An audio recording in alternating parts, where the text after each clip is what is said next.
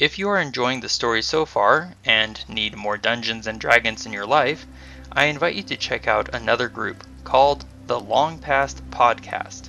They are working their way through heroism and tragedy in the events of the Chragan War. Their name and link are in the description below.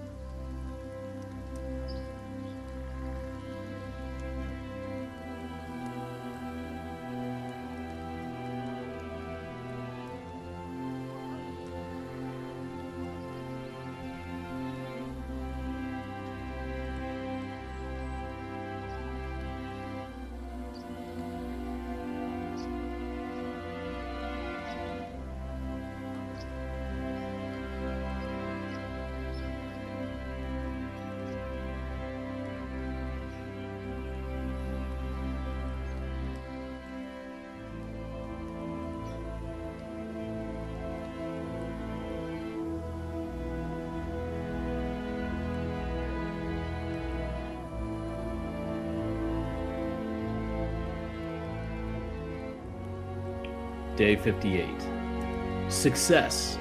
We have finally found the Chrysovians that we were looking for. Though, since we left the last tribe, I had expected them to be more friendly. That wasn't entirely the case. One of their tribe members used a spell on me without warning or permission. I could feel my muscles and organs twisting and expanding as I transformed into a giant ape. My armor, weapons, rations, and everything else disappeared. Being a giant monster briefly erased my battered body and helped me to focus on the enemies at hand. Or hands. 2 giant ape hands, that is.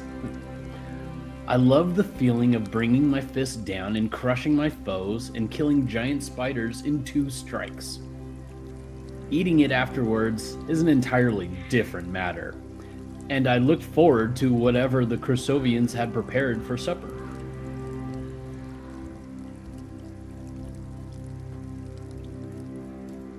Once we got to their camp, it was explained that there are sudden floods that appear every morning without reason. Their warlord was gruff in his speech and suspicious, but still kindly and generously offered us shelter and food. The Chrysovians had a temple nearby that I suspect might explain the reasons for the flooding, but their warlord was most displeased when I asked to enter the temple. Something about outsiders not being allowed to enter, though I have yet to learn why the restriction exists. But that temple is also where those strange creatures came from. I should note here, Varen's attitude is getting much worse, and I feel, as the leader of this group, and Varen's friend, I should take some time to talk to him. Tomorrow night, the full moon will give plenty of light to see by away from the camp. No torches need to be lit, everyone else will be asleep, and we can talk civilly and without interruption. I'm certain of it.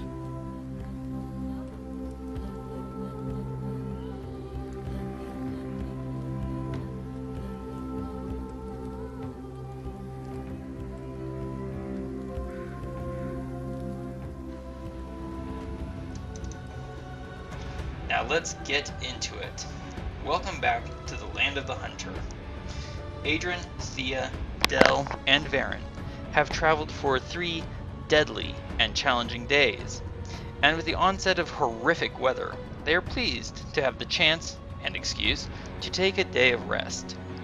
The wind outside howls, driving sand in blinding and whipping whirls, and thunder booms in the distance, rapidly drawing closer. Adran has a fully written spell scroll, but 1 level of exhaustion from attempting to read a curious name. Thía is finally and fully recovered, her head no longer pained and her vision clear. The Crusovians of Holg tribe have joined their tents into a single large structure, keeping their children, their old, and their animals safe from the violent weather, packed into a hot, smelly space. But nearby, Del and Varen have noted a pair of stout dwarves talking about making weapons and armor. Before we get going fully, due to leveling up last time, I missed a few important details. On the point of death, the last of those green-skinned humanoids transformed into a large, fat, bullfrog-like humanoid with a staff, leaking colorful but foul-smelling blood. On its body, before it evaporated, we found a spell scroll of Counterspell, a spell scroll of Lightning Bolt, and a spell scroll of Sleet Storm, all three of which have been added to Adran Amakir. Thía was also able to collect 10 more pouches of basic poison from the giant spiders. Following the day's adventures and battles, Holg led the camp west and southwest through the dunes for 1 hour, covering a distance of 3 miles, before taking shelter in the lee of a dune just as a sandstorm blew in. The temperature is starting at 100 degrees for the day. The temple is less than a day's journey away, roughly 3 miles, maybe, in case Adran still wanted to investigate it before we leave and move on to the next camp. However, the weather suggests that traveling this day is probably not the safest idea. Keep in mind that the hobgoblins are still out there seeking their own alliance with the Crusovians.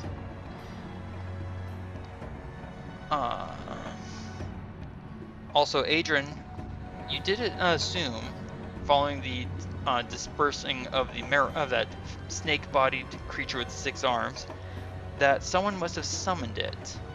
Now, while the sandstorm has, rather fortuitously, erased any chance of physically tracking it, we might still be able to find magic traces of the summoning.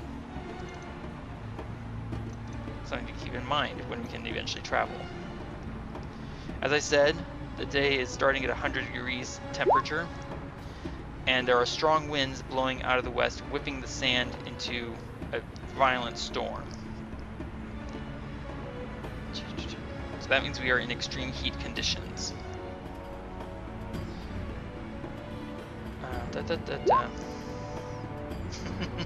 And even though we are sheltered within the tent from the sand and the heat, however, it's rather smelly and noisy. Children are playing around in various games of tag and play matches of wrestling. The adults are more tired and worn from starting the day with a super hot flood. Del, watching these 2 stout dwarves, eventually stands up and nods to Adran and to Varen both.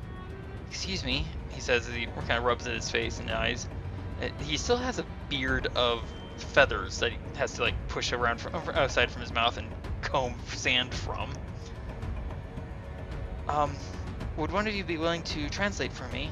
I don't speak the tongue, but I would like to know if they would be willing to make armor for me.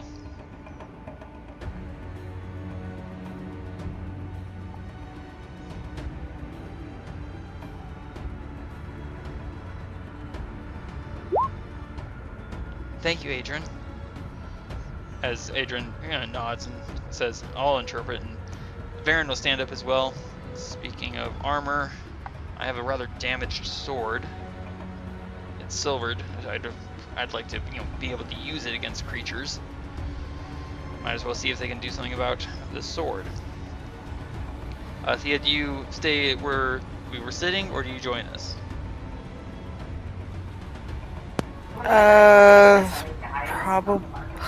Probably just followed, so I'm not by myself. Excellent.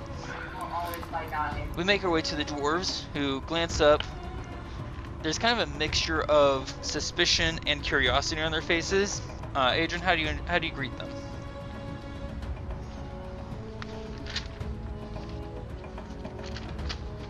If you're able to hear me. I first approach them, and then I get down on my knees, and I put my hand up top and saying, "Hail thee, dwarves. I am Adran and Thía, and my friend Del is our healer, and he would very much appreciate if you could forge him some armor so that he can protect himself in our various battles. All right. Would it be possible if you could do this for us?" They kind of look a little shocked that you're able to speak to, speak in their own tongue. And finally, the dwarf with a thick beard stands up. Hail, Adran and Thía. I am Altanaroth Hardhammer. This is my wife, Bevithen. As you look him over, he looks kind of as though he's been carved of muscle, if that muscle had been carved originally from a mountain. There's a curious birthmark on his left hand. It kind of looks like a pair of death dog heads. Interesting. You speak of replacing a weapon and taking armor for this little one. As a side point, the dwarf and Del are about the same in height. Good point. Indeed. Alright, tell the little one to stand over here, straight as a board. Don't slouch. And I go and I interpret it for Del, which is easier.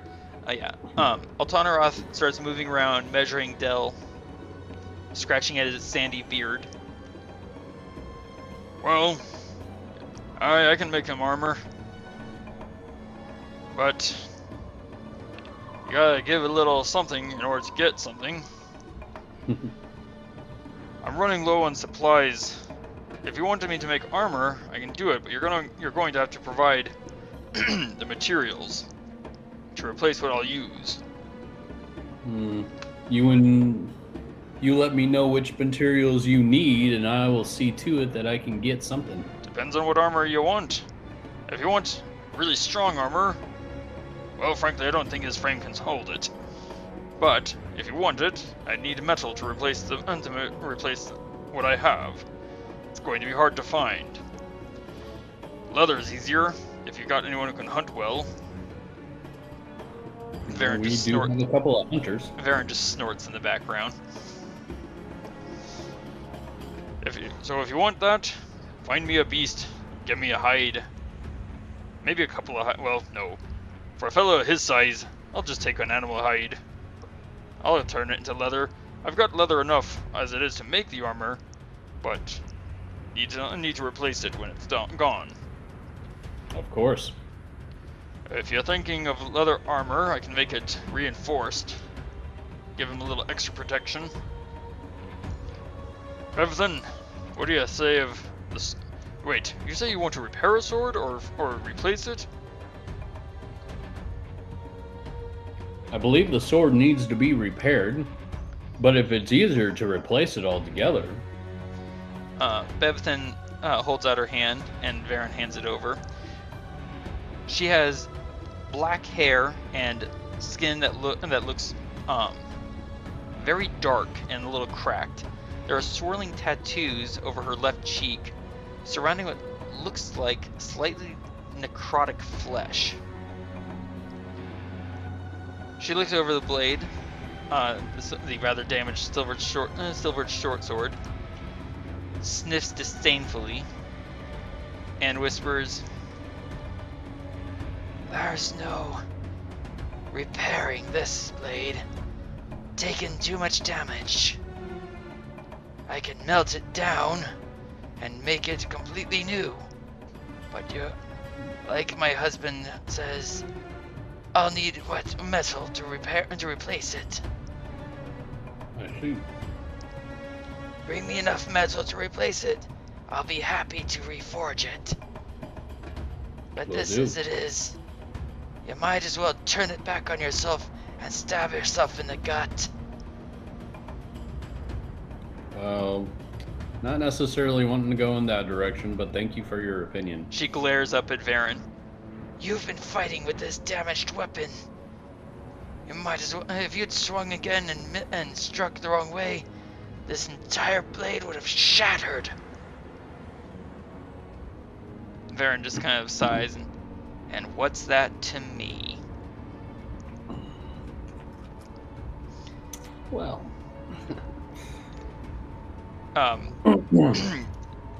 Altonaroth grows very red under his dark beard, and it looks like he's about to ball up his fists in answer to Varen's rudeness.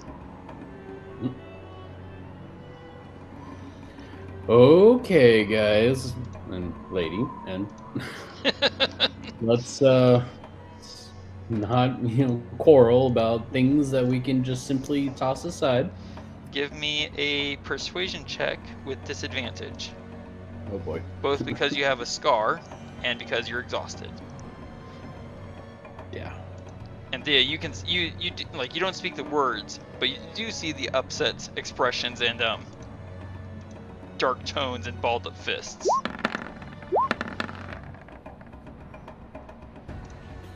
Altonaroth snarls, teeth grinding. Kind of sounds like rocks grinding against each other, but manages to spit out, "It'd be beneath me to correct a guest in our home. Bring us leather, bring us metal, and we can do business." Agreed. And then he kind of looks up at you specifically, Adran. "Maybe do business with you. Your friend can wait aside next time." It'll be done. I'll get you the materials you need. Adran, give me a perception check real quick. Perception. Oh, on normal. Yeah, nope, at disadvantage. Because I'm at 1 level exhaustion. Uh-huh. Okay.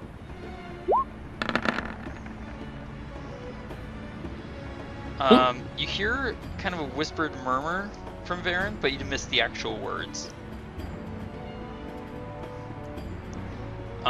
So, with that done, the thunder cracks overhead with a booming roar, and there's the sound of thick rain coming along the ground. The tent sides sag heavily as water slaps down on them. It's heavier than normal because the rain is falling on the edges of the sandstorm, catching the sand in midair and slapping down muddy sand across the land, the tents, and everything outside. Men quickly rush about, shoring up the tent with extra poles, while women follow along and plug leaks. Excuse me. Children, they start gathering as much water as they can that's leaking through. And when I say plugging the leaks, the women are effectively plugging the leaks by creating a leather channel, gathering all the different leaking water into a single stream to gather into various barrels. Goodness. And you hear various calls, tearful and yet worried calls of, "Waste not, want not."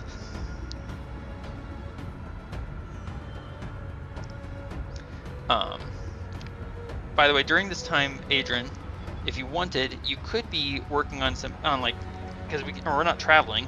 You could spend a few hours making more spell scrolls. Yeah, if we have the materials to do so. We have enough materials to make 9 more spell scrolls. And because they're spell scrolls, it'll only take you 4 hours to write 1 scroll. Thea, did you have a question or a comment? When you guys mentioned that we need leather, she'll pull out the deerskin she has from her pack. Oh, you have deerskin. Because we were going to make blankets. That is true, except they don't seem as relevant in the desert. Yeah. Well, could we possibly take that and use to make the leather armor for Del? Yeah. Well, I was wondering if it was enough.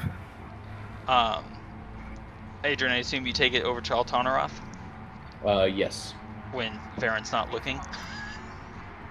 Especially when Varen's not looking.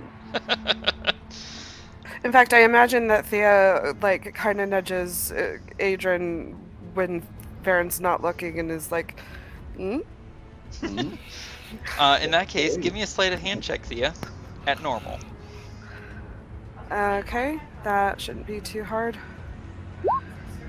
That is not hard at all. Oh, hey, what's this in my hand?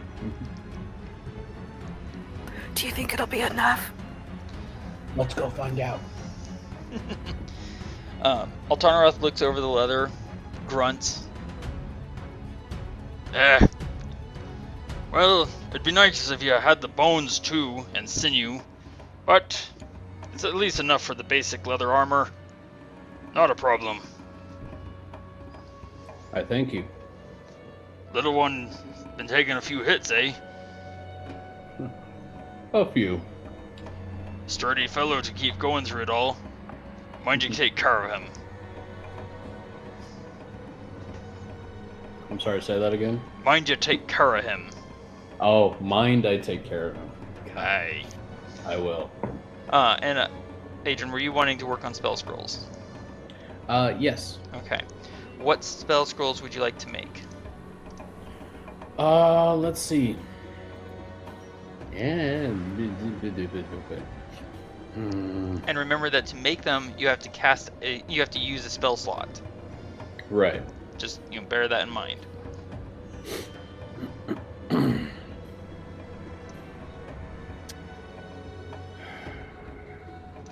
And I would have to use one of my own spells, right? If you're making the spell scroll, it has to be the spells that you know and have prepared. Okay. Oh gosh, that's a hard one. And to clarify, I believe Oh. first level spells will make common spell scrolls. I believe. What if I do a second level spell slot? Actually, I'll have to double check on that, but I'm pretty sure I will double check on that. If you want to make a second level spell scroll, that's probably going to take more hours Okay. and more days. Well then, let me just try a little spell scroll of What do you think would be a better use? Longstrider or magic missile? That's where my thoughts are going. That's up to you. What do you want to make? Let's do magic missile. Okay. I'm double checking my calculator to make sure I actually have it set right. Are you doing like a spell scroll of first level? Yeah. Okay. Let me check and see what that will make for you, or require of you. Because I just realized that my my calculator might have been off based on doing research on other things. My bad. Whoops. Oh right, because I'm in the wrong chapter. That's why I can't find what I'm looking for.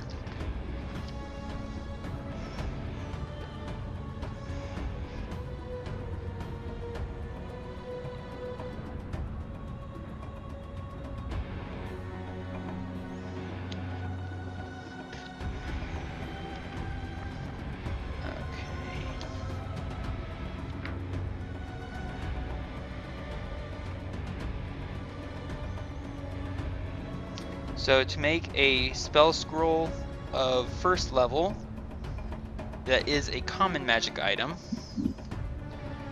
which would take you, since I have my calculator set up correctly, I believe. Yes, okay. So I did misspeak before, so I apologize for that. It'll take you 2 days, a total of 16 hours, working alone to make a spell scroll of first level. If you want someone to help and like provide, excuse me, an additional spell slot, it would take you 1 day and 8 hours.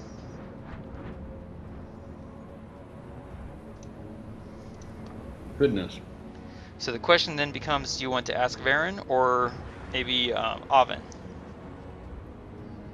I'm going to ask Oven. Okay. You find him. Oven seems the type who's almost perpetually in the center of attention, and therefore very easily found, and usually very busy. However, once you catch his attention, he comes over, greets you with a broad tooth and fang-filled smile. It's almost like it's both a friendly greeting and also a potential threat. It's kind of hard to tell. It really is. But upon hearing what you're trying to do, he agrees willingly enough and will spend a first level spell slot. So it will take you only a single day, 8 hours of work, and you'll have an additional first level spell scroll. So please take away 1 first level spell slot. Which of course you can recover if you have any Silvataf.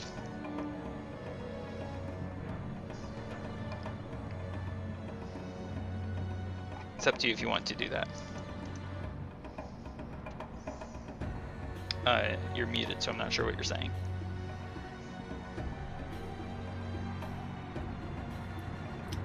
I was also doing a little crunching. I appreciate it. So, no, I ended up using a Silvataf so that I can gain back a first level spell. Nice. Thea, even though none of them speak your language and you don't speak theirs, several of the children come rushing up to you and start examining your weapons, your armor, tugging at your hands, babbling in unknown language. But Adran, you hear, "Come play, come play, come play!" They wish to play with you, Thea. Play? Yeah, engage in a little friendly, fun activity. Do I look like a person who deals with children? Del stands up and says, I'll take care of it for you, Thea. He looks about the same age, give or take, as many of the children here. Thank you. Oh, Adran. Come on, it could be fun. I have one Fun, other... they say. They Yeah. throw up sometimes. Del looks back at you. It's been years since I last threw up. You're not the only one that throws up. Adran, You two keep up with the conversation. I think Varen over here is going to throw up. Not Varen. Adran, I have a quick question for you. I've heard you mention this a couple of times. Are you still wanting to hold on to the Staff of Power? Because I think you mentioned something about handing it over to Adran. Or, sorry, to Del. Oh, the Staff of Paralysis? Yes, Staff. Wow. Yes, Staff of Paralysis. I figured that would be a good weapon for him to use so that if anybody were to come close to him, he could at least use it and then give a reason for him to escape. Or a way for him to escape? Yeah. Fair enough. Yeah. If he wants to take the Staff of Paralysis, that's fine by me. Okay. I don't seem to be using it all that often, even though it's a beautiful weapon. I love it. It's up to you if you want to hold on to it or if you want to let Del use it. But remember that if you want him to use it, he'll have to attune to it first. Right. Which will end your attunement, and that does take 1 hour.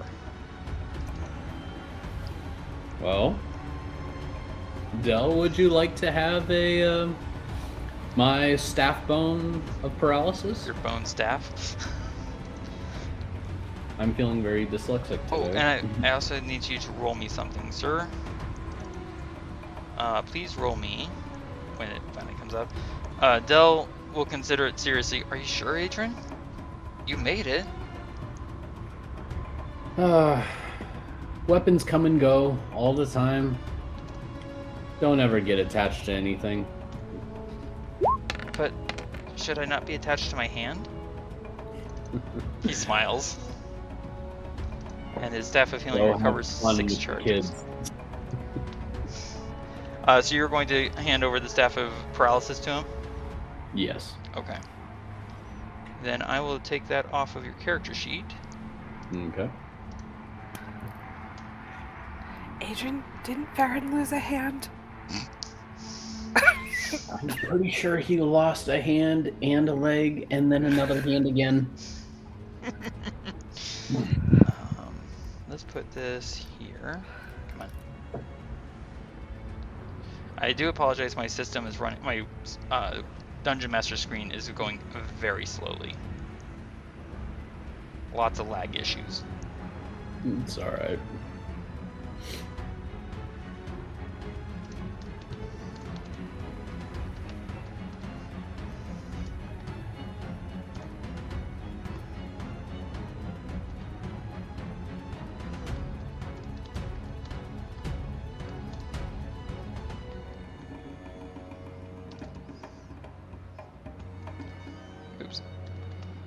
Okay. So I mean, yes, I will miss the staff, but I don't use it. I mean, that's a valid point. So you've spent 8 hours working on another spell scroll. Del has played off and on, and also taken some time to attune to some bone staff. Thea, what are your activities during this long, hot, sandstorm-filled day?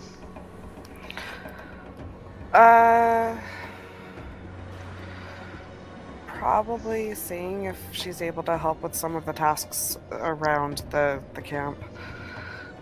Okay. I imagine that. Excuse me, goodness. There's a bit of a language barrier for you, but the Chrysovians seem friendly and welcoming enough, and excuse me. After figuring out some rudimentary hand signals, they kind of like start showing you how to do some of the simpler tasks around that they're working on. And when they see just how very dexterous your fingers are, they quickly start handing you more and more things to do that require the finer fingered work.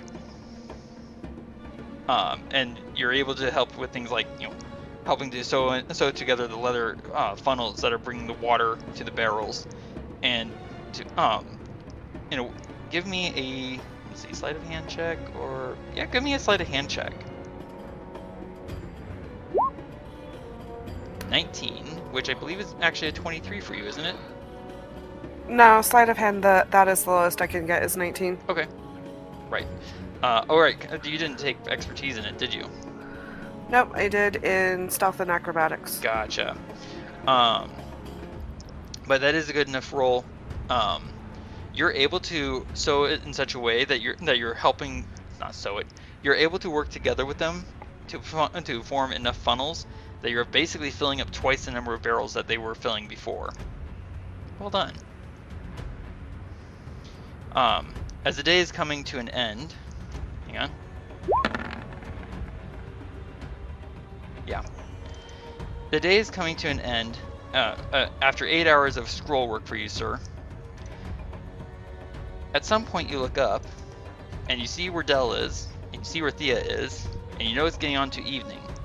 The weather is getting slightly calmer, by which I mean it's simply very hot. There's a muggy mist and muddy sand that's leaking in underneath the edge of the tent. So you see where Thea is, working with the Chrysovians, and doing various gesticulations with their hands to communicate. You see where Del is, and he's stumbling about trying to figure out which new game the kids are playing. You don't see Varen. No, I don't. I even turn around and look in a whole 360-degree view, and I still don't see him. Do you call Del and Thea over? Whoa. Can you hear okay? Can you hear me? I can hear you. My whole screen went blank.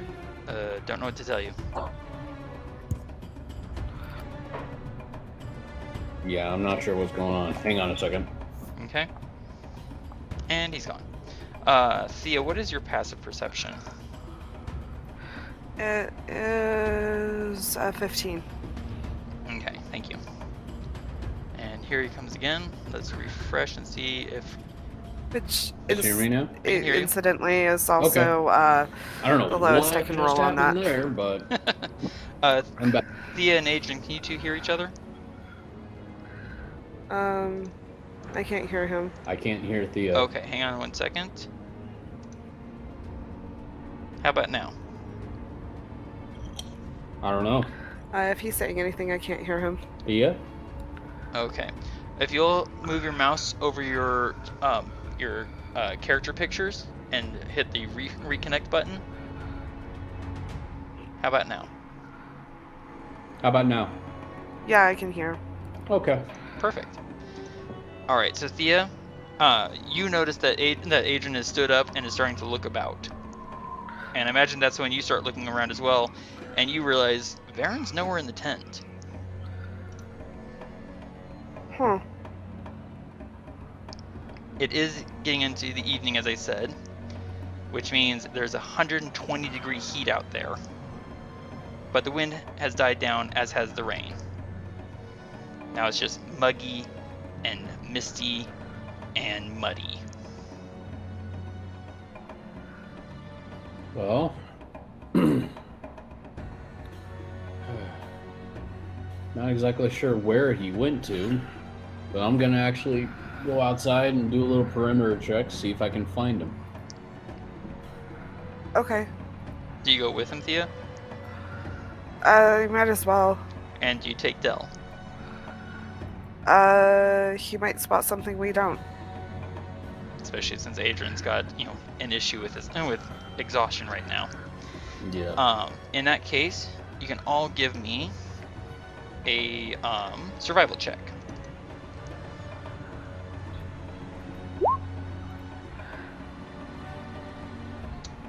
A 19 for Thea.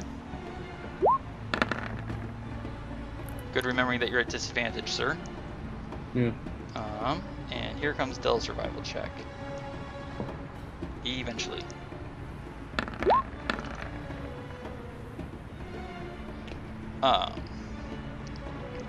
So Adrian, you step out into the muggy, muddy mist. Look around.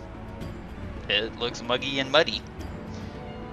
Very. Thea, you and Del, after taking a moment of looking around, you spot tracks leading away from the tent out into the desert.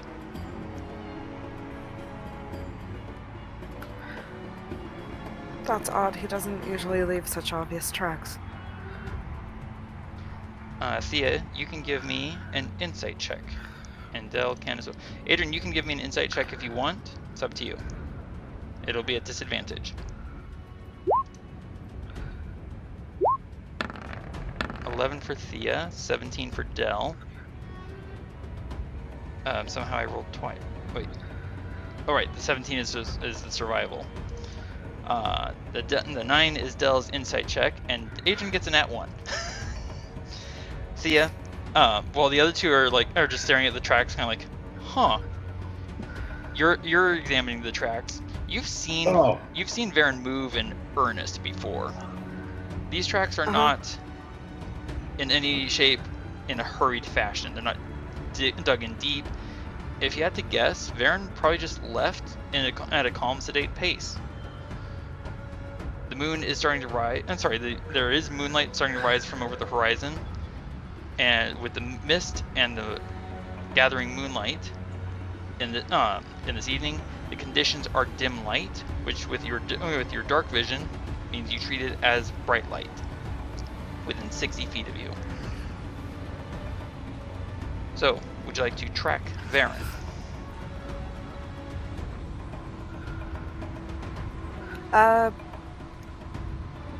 Yeah. Oh, and as a reminder, my feat skulker makes it so that dim light doesn't impose a disadvantage on my perception checks. Thank you for reminding me. I completely forgot you took Skulker. Please do me a favor and keep track of that. Okay. Because, it's hard to keep track of everything. Adran, what are your thoughts on the circumstance? Thea has found the trail. Well, Thea and Del have found the trail. Yeah. I hate being exhausted. Do you think he went to work off some of that excessive violent energy he's been displaying lately? Excess? Work off? I don't know. I think it's more like festering. Oh, I really do need to talk to him about it. I don't know if I can find him in all this exhaustion and confusion.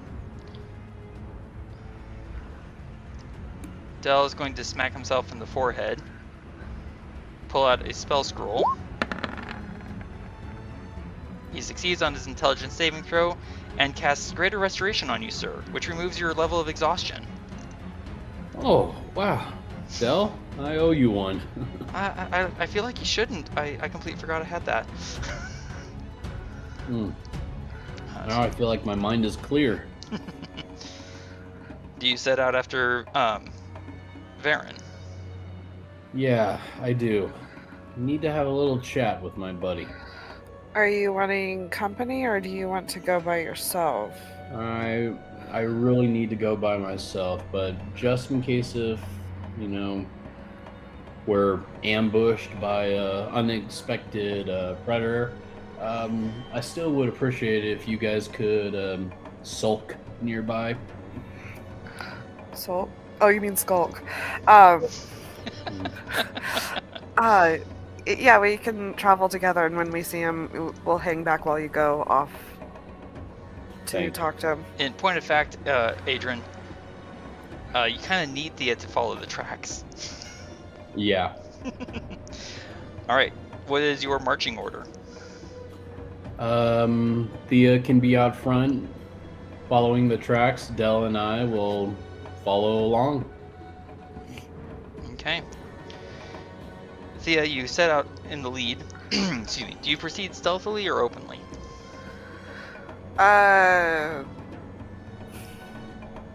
Does Adran think that we're in any danger from Varen?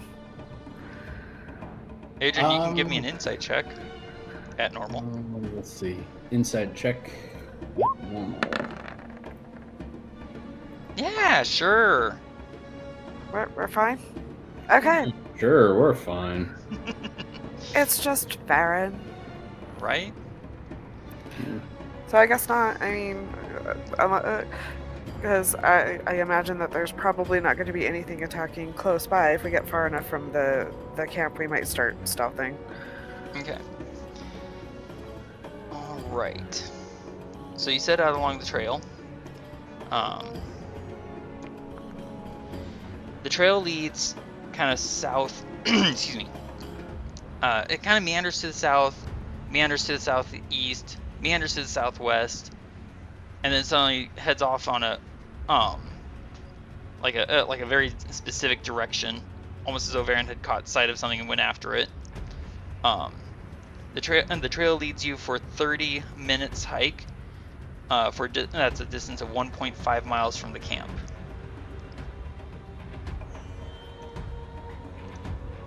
By the time you spot Varen, moving through some dunes. Excuse me. Part of the reason you spot him is because, let me check my spell requirements here.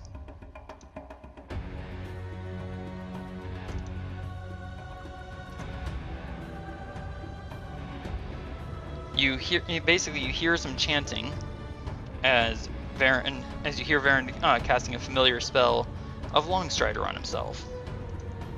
Oh, great. So, quick question: are you guys proceeding stealthily on your approach to Varen, or all together? How do you want to do this? I kind of want to approach stealthily. Okay. In that case, you can all give me stealth checks. 23 for Thea. 17 for Adran. And stealth check for Del.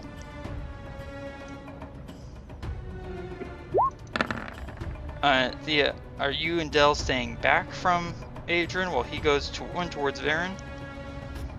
Probably. That way we can, like, stay a few feet away. Okay. Let me arrange tokens here then. Adran, are you heading straight towards Varen, or trying to stay back and out of sight? Heading straight towards him. Okay. Put you two here. And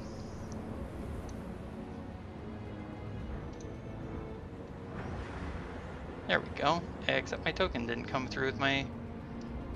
Okay. I'm missing health bars on Thea, Del, and myself.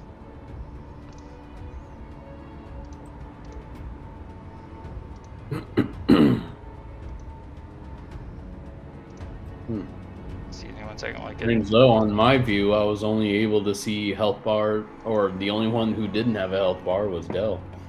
Weird. Yeah. Thea, does this position on the dune look good to you?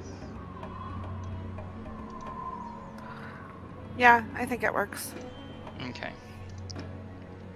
All right, so Adran, you're approaching with a stealth check of 17, so you're being fairly quiet. Thea, you get a 23, which is also kind of the minimum.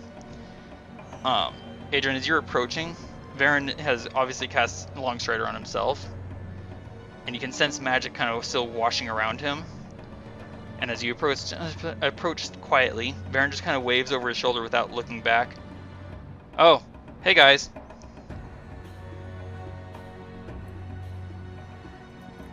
So, is everything all right, Varen? You kind of just left and didn't mention it to us, or where you were going. Why would I need to tell anything about where I'm going? Just going on a hunt, if that's not a problem. Varen turns back around, glaring hotly at you. Any particular reason Thea and Del are trying to hide on the dune? Just keeping a watchful eye out, just in case if we're ambushed by a herd of monsters or any of those other humanoids that attacked us earlier. So, what is exactly going on with you? That dwarf said he needed leather. I point down at the ground. I point down at the stone. There's nothing that you can see. But Varen says quite confidently, so I'm following a boar. If that's quite all right with you. Not just that. What else? Your attitude has been kind of frequently going more and more hostile. I don't know if you've noticed, Adran. We're kind of in a dangerous world. Sometimes you have to go into everything with your teeth bared and your claws unsheathed and your arrows ready to fly. Yeah, except your arrows haven't really flown all that much since I gave you that quiver. I used every arrow in that quiver. But this attitude of yours, it wasn't like that before. You know what I mean? Before what, exactly? Varen kind of crosses his arms over his chest, very irritated, kind of restless on the stone.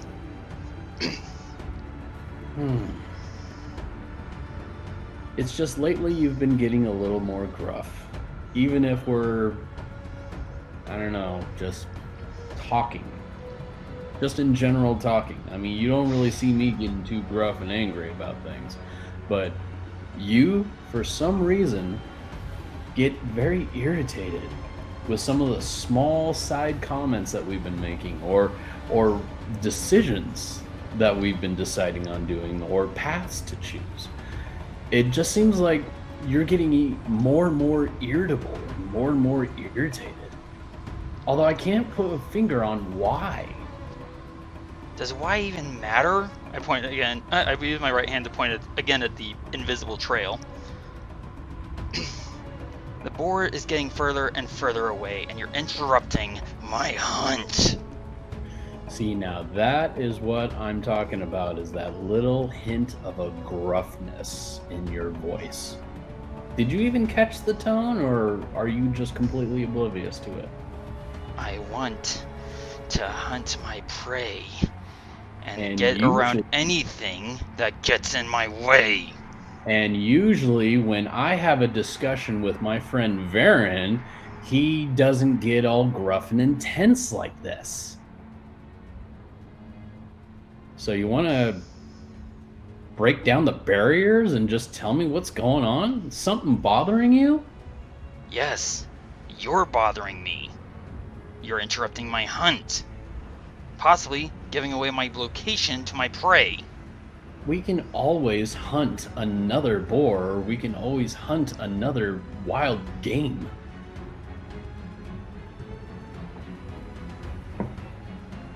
I'm hunting this boar now.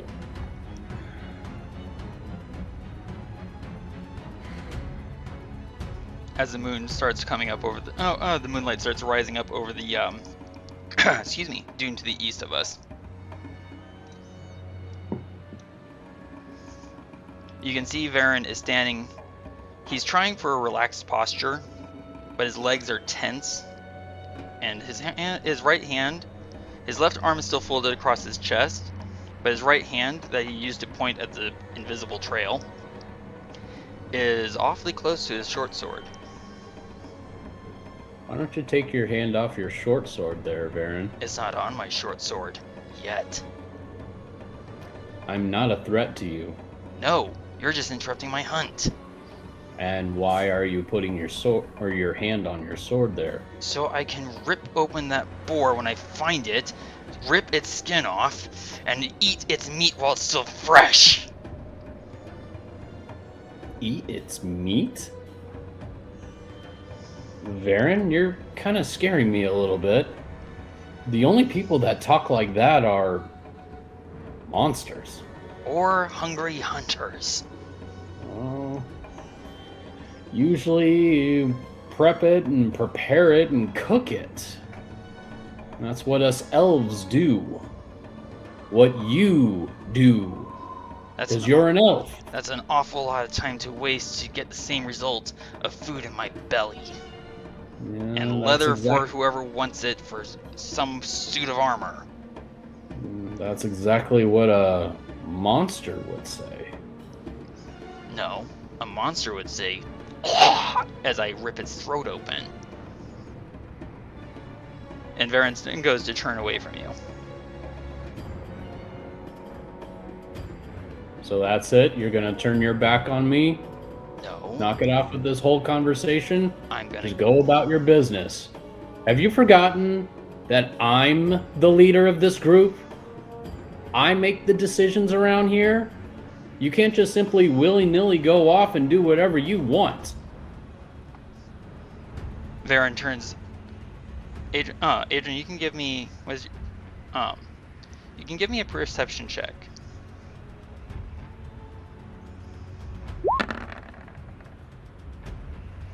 Varen's eyes look red, like bloodshot.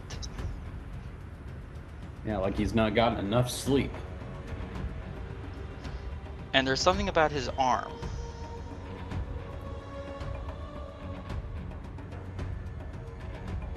Strange. Varen, what's wrong with your arm? Nothing's wrong with my arm. It works just fine. It looks a little infected. Are you stepping closer to look at it? Yeah. Alright. You do step closer. You're able to see Varen's arm looks red. Like, Varen's always had coppery toned skin, but the area of his arm looks red, like it's been freshly torn. and there's almost like the skin is whole, but it looks like it's been freshly torn without the openings. And there's even what looks like some festering going on, almost as though it's underneath the skin. But as you do so, Varen grabs at his short sword, turns in your direction, and snarls, "Orcs!" And you can Orcs? all Where? roll for initiative.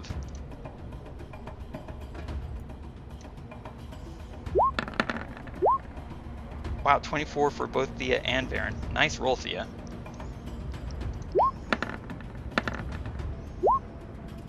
A 9 for Adran, and a 4 for Del. So we'll get our tracker up here.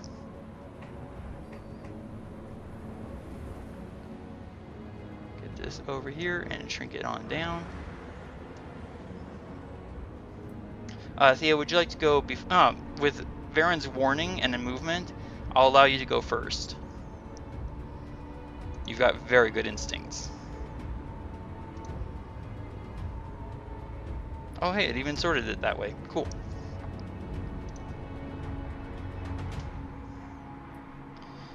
Alright, so top of the round. Thea, you've heard Varen's warning and his threatening posture and movement. You glance over towards the west in time to see coming around that corner of the dune. There are indeed several orcs.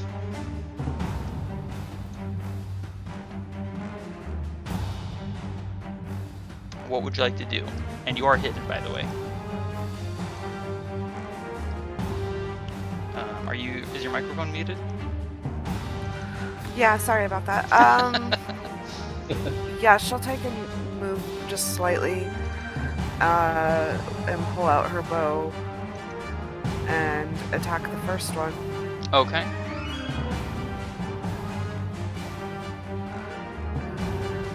You're attacking with advantage, finally. You said your bow or your sling? I missed it. They're orcs, right? They are orcs. Most definitely orcs. Let's see, how many arrows do I have? A quiver and a few extra. Yeah, we'll just use the sling. Alright. You have a 120-foot maximum range. Go ahead and give me your shot with advantage. Alright. 13. Where's my mouse? Here it is. That's exactly what you needed to hit. Passes and the various, I was about to say furry, but it's more like scaly hide armor he's wearing, and you can give me sneak attack. That feels good, I bet. So that is 26 points of damage. So you stand up, you slide down from the top of the dune, whip out your sling, send a shot ripping into this orc. Excuse me a second.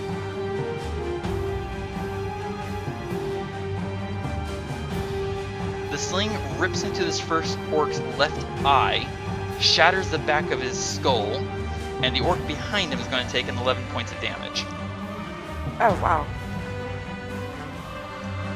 One shot, one kill, and a wound. Excellent shot, Thea. Did you want to move anywhere?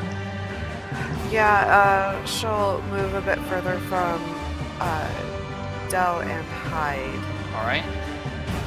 So you'll have to hide like against the side of the sand dune? Yeah, that's fine. Okay. I think she's just going to move here. Okay. So.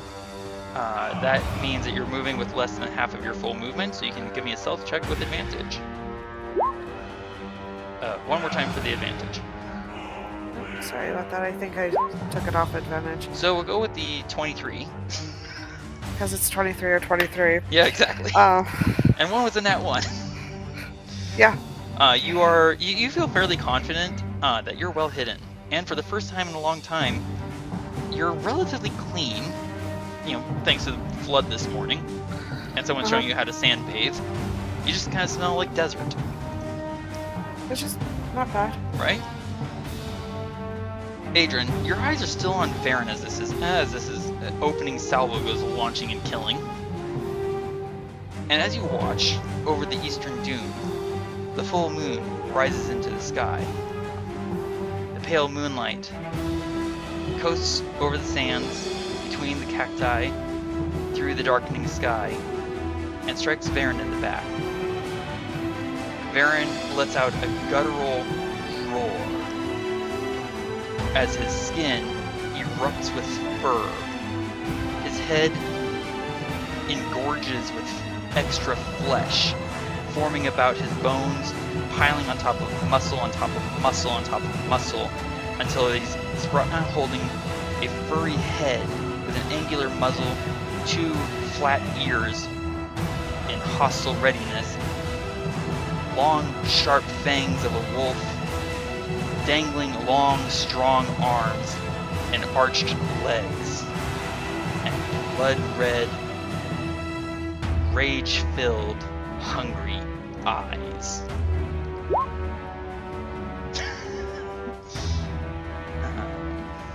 Quickly fix this real quick. Notably, Varen is still wearing his armor and still holding a short sword.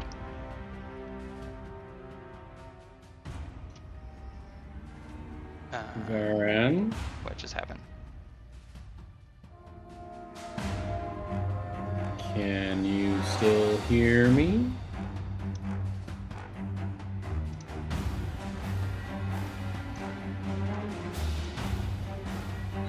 There's that. Where'd it go? Oh, there it is. I'm talking to the character, not to you. Yeah, no. There. There is standing before you where Varen was standing.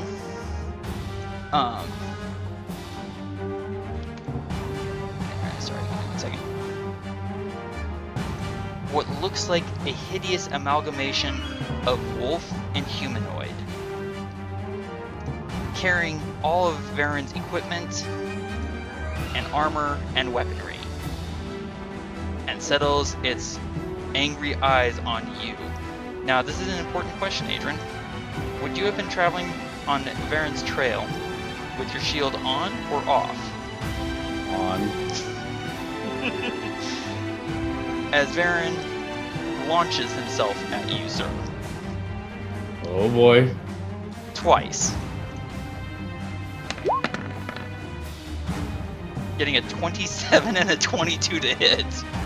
Shield's up. So you cast shield? Oh yeah. Alright. Your armor class is now 30, yes? Yes. As the Varen's short sword slams against the magic barrier and against your metallic shield.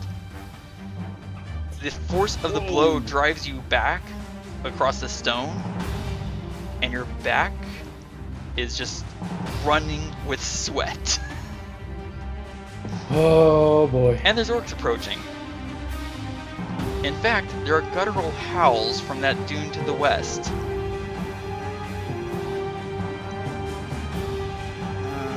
Sorry, 1 second.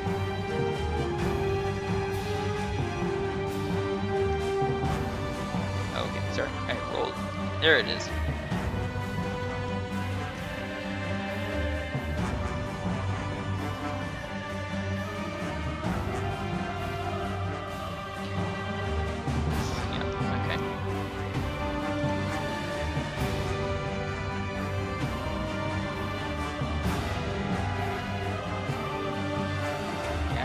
Okay.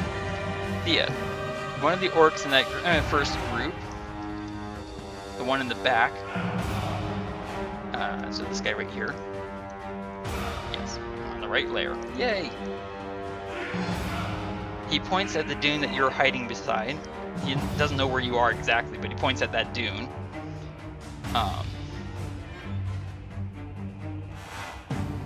And it gives a guttural cry of instruction, while he steps over the dead body that you just killed and rushes towards the dune. Notably towards the dune where you are hiding, not towards Adran and Varen. And while you do hear all the horrible sounds from Varen, you don't see what happens, so you're not sure exactly what's going on. What is this guy? Right. Might help if I advance the turn tracker.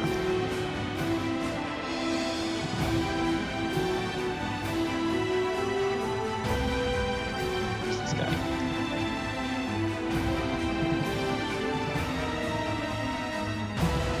Why is my screen moving so slow? Oh, there it is. Okay. With your awareness, Thea, you hear more orc noises to the south west of our current position.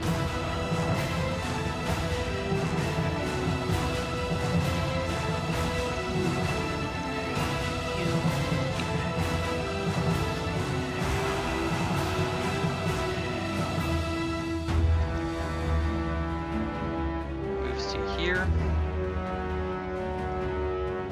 Bonus action dash.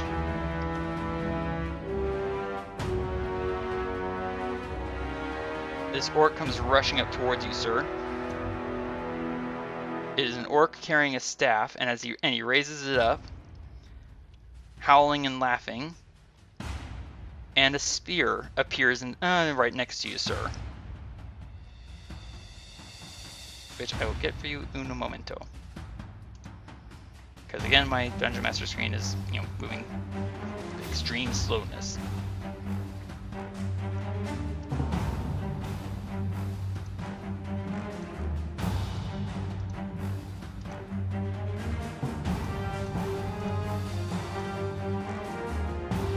So I can't talk. So you were saying a spear just appears next to me, or was thrown and landed next to me? It appears hovering in the air next to you. Oh. Ouch. And it's going to stab at you, sir. When the character sheet loads.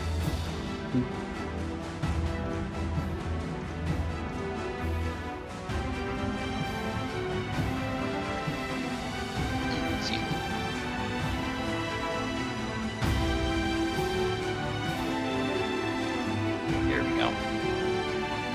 Alright. And there we don't go. Come on. Come on, you can do it. Tell that to my computer.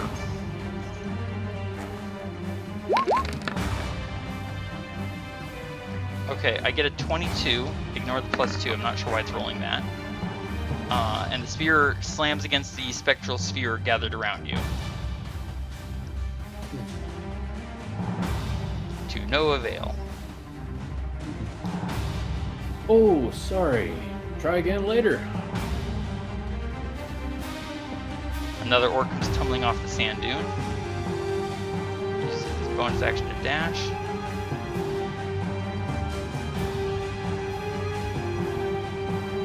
Where's this guy? Yep. Okay. And this guy.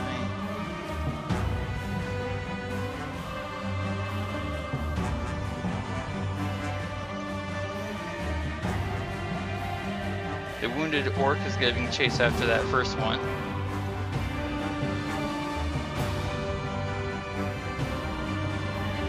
Dashing ahead.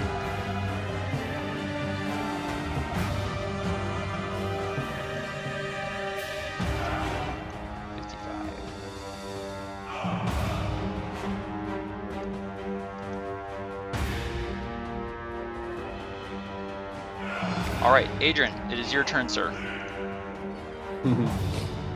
Well, boys, this looks like it's going to be a little fun. Well, let's see. My shield is gone because it's my turn. Correct. And I got a group of people coming at me. You do. Let's see. Not sure if I want to use that one. Not sure if I want to use that one.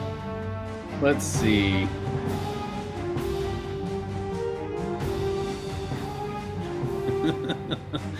I could just try this one out because it's new. And what is that? Scorching Ray. Create 3 rays of fire and hurl them at targets within range. And I've got 3 guys coming right at me. You do indeed.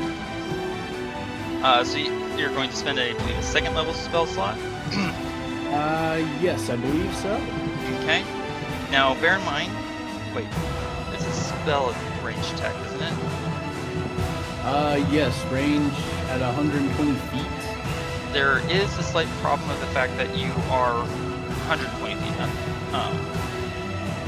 You're right next to Baron, who just attacked you. True. Which means if you use this, you're going to be attacking with disadvantage. Thea, correct me if I'm wrong. Does that apply to ranged spell attacks, or is it just ranged weapons? It's ranged spell attacks because it's any ranged attack. And... Yep, I was fairly confident, but I figured I'd double check. Thank you. You're welcome. Okay, well, what if I swap with using Magic Missile?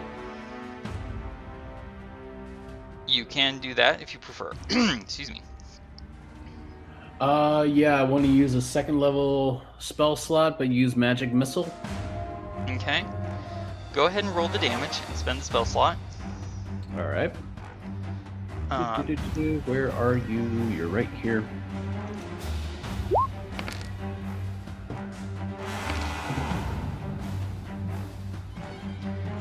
So that means you're casting this at second level, so that's 4 darts times 2, 8 points of damage total. But alright, so they strike simultaneously. You're targeting the those orcs that are approaching you? Yes, but I wanted to have at least 2 missiles going after this guy, because I'm pretty sure he was the one that casted the spear. He did indeed. However, so you cast the spell, the 4 darts go zipping out towards your targets, and slam into an invisible barrier and shatter. No. I knew it was too good to be true.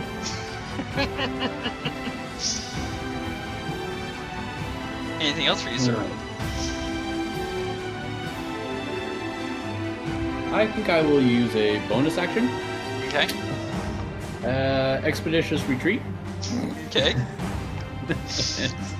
So then I can just get out of there. Now the problem with that is you used your action to cast a level spell. Oh wait, can I not do that with bonus damage? Or I'm with a bonus Because you turn? used your action to cast a spell, you cannot cast another leveled spell unless you use Action Surge. But you can't use Action Surge to cast Expeditious Retreat. Okay, never mind.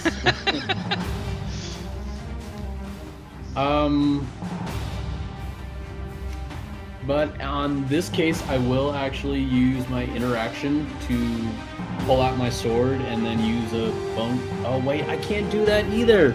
You can use your bonus action to activate Sanguine nonetheless.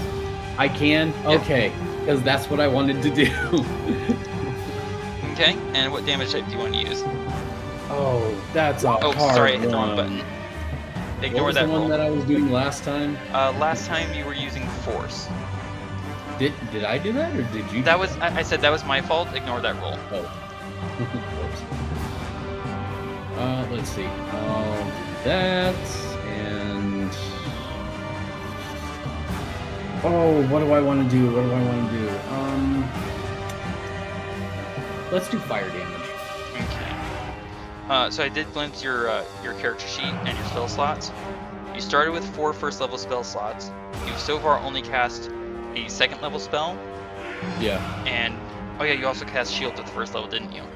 Yes, I did. Okay, yeah, your count is correct. I thought for a second you had taken 1 extra away. I thought for a second I did too until you said, "Oh no, wait a second, you used your shield." I'm like, "Oh yes, that's right, I did." Alright, so your Sanguine nonetheless howls to life with a roar of flame. What would you like to do, sir? Set the world on fire? Not yet. Duly noted.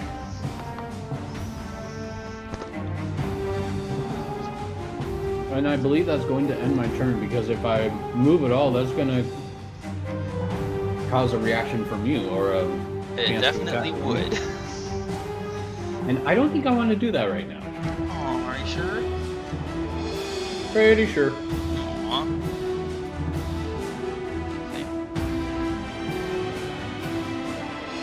Yeah. But I'm still right here next to you, and I go, Baron, come on, snap out of it, it's me!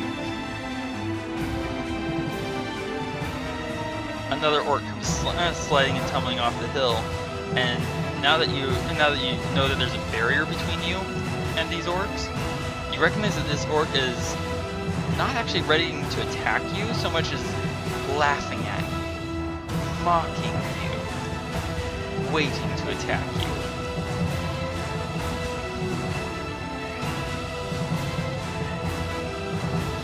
And you can see,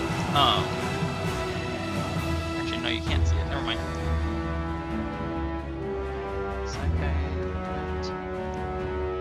I wish I was, I wish I was really gifted in persuasion, because then I would try to use my persuasion to talk to Baron Wolf and say, hey, this orc over here just insulted your mother.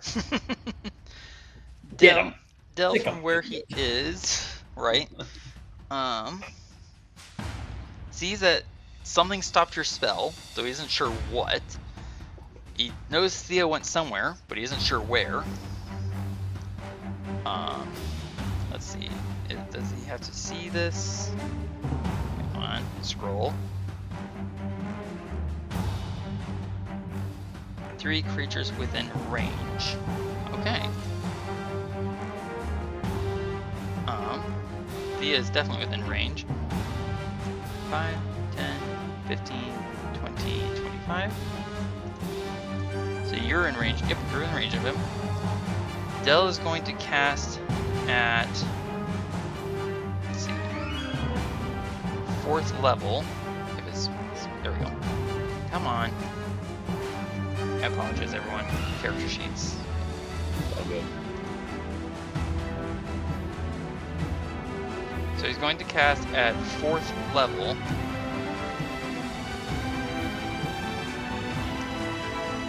Goodness gracious, what is with this thing? There we go.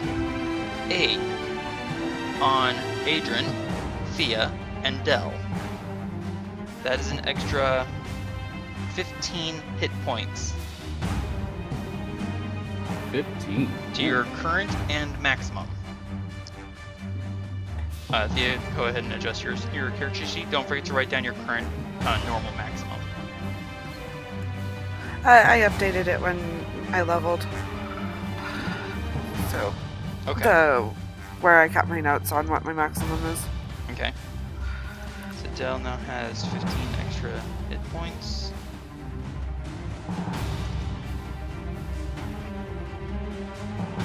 So that is 59 for him. Not exit. Shrink, not exit. And then he is going to move here in a second.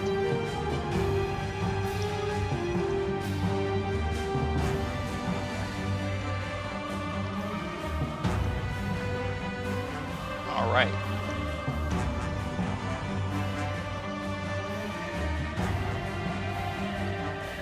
So you both recorded your normal hit point maximum for level 12. Yep. Yep. 25,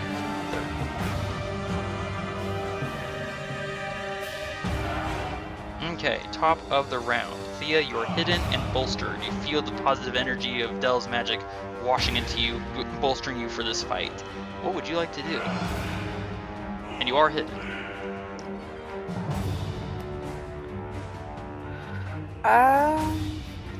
There is an orc, like, right next to you. I might as well pull out my short sword and attack him. You will attack at advantage. Boy, I bet that feels good. Very good. Let's see. Yeah, he doesn't even see this one coming. Give me some. Oh, goodness. Ow. That is 36 points of damage. Yeah, you kind of carve through his heart, separating the top half from the bottom half. Goodbye.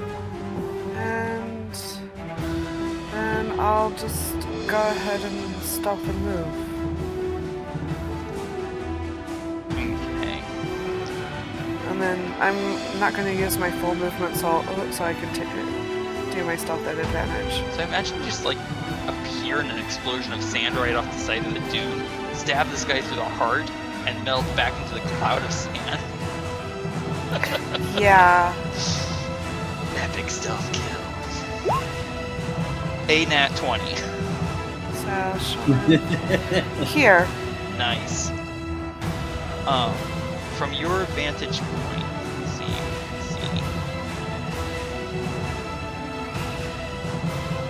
Okay. You can see Del now, or you can now see Adran standing there with a lit, burning sword. Oh, that reminds me. You, sir, should be glowing. Because you're holding a burning sword. So turn that on.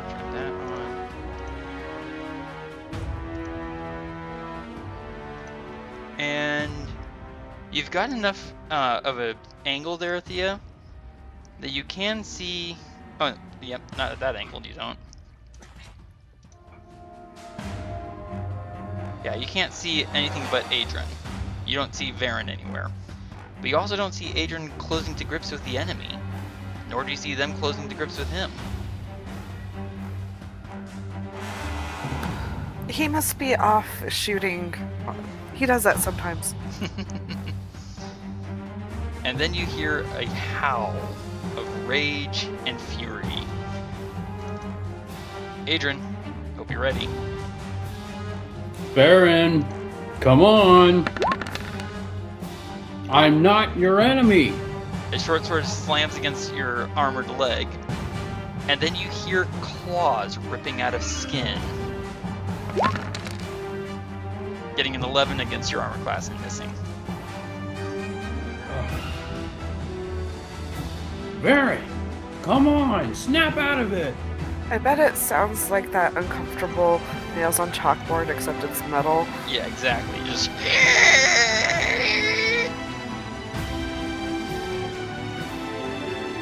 And again, Thea, you hear a voice to the southwest, an orcish voice, grunting and saying something, but what? You're not sure.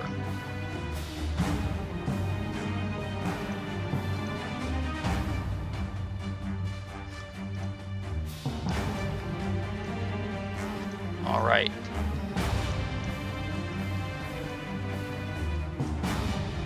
This orc is going to move up. And he is going to take the search action. Like, that's going to work against your stealth check, but he's going to give it his best anyways. Perception. And he gets a nat 1. It gets It's a like, 33. yeah, there's stars in the sky. He howls and beats his chest and swings his massive axe around. And then he gets a cunning glint in his eye and points up over the dune. Towards where Del is.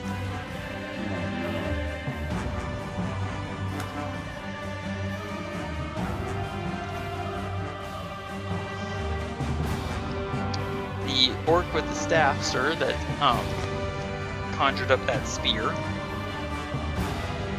He grins maliciously at you. And the spear moves to attack you.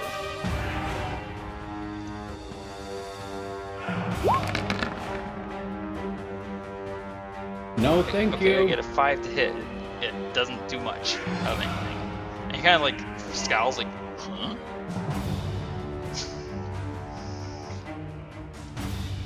He's very confused by the fact that the spear has not yet hit you.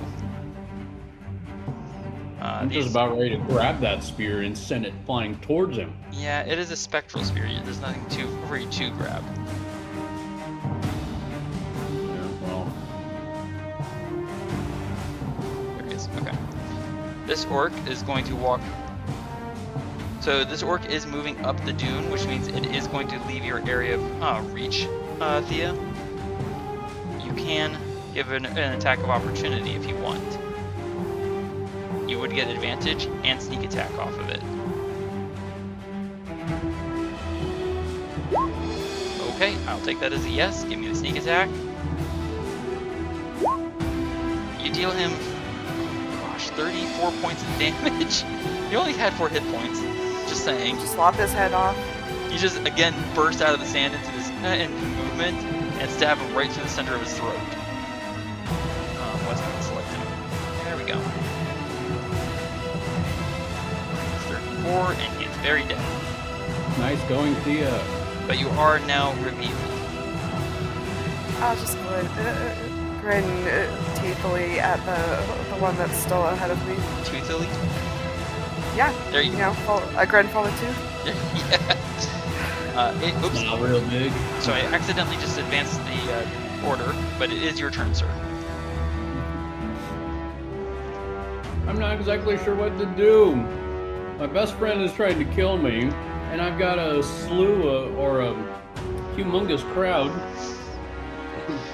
And some form of a barrier between you and them. You could tell Thea about the problem. Hey, Thea! Got a bit of a problem here! Anything else for you, sir?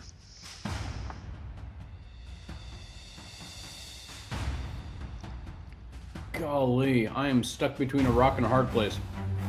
I want to do something, but then I need to look something up. Okay.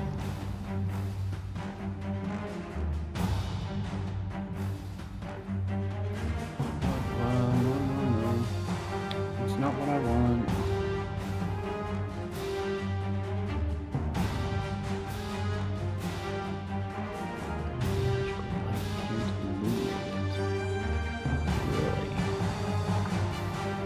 This is going to be very interesting. Okay. I choose to use the spell Darkness, Okay. and I cast it on my shield. That is a radius of 20 feet. Let me check again. 15 feet. Excuse me.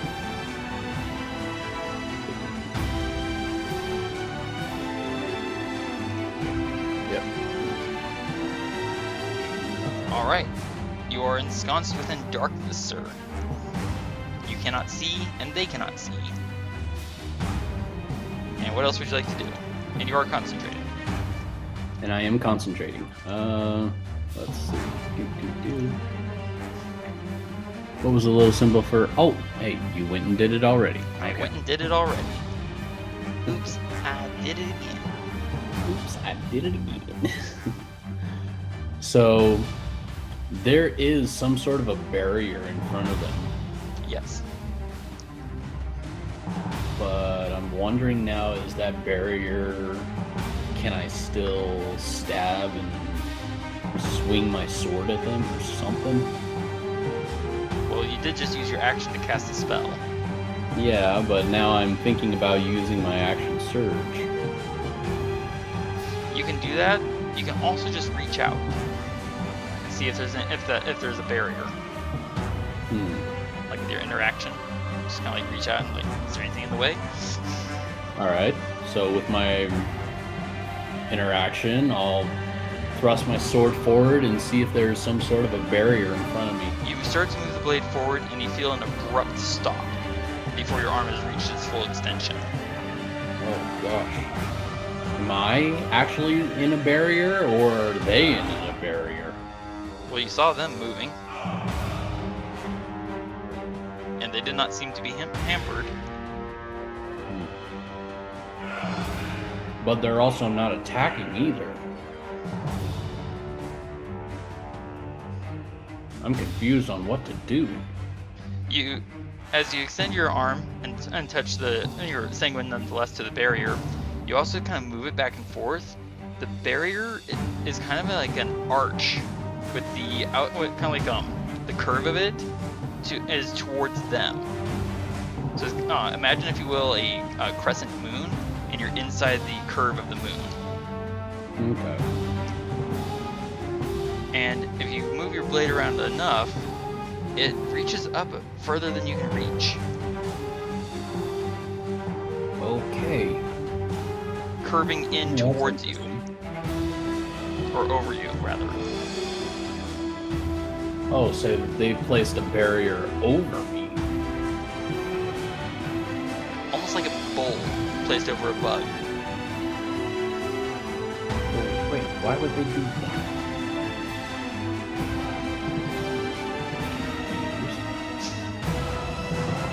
You are rather isolated and cannot do much, while they can go after Del and Thía. How do I break out of this thing? Well, you could tell Thía what you figured out.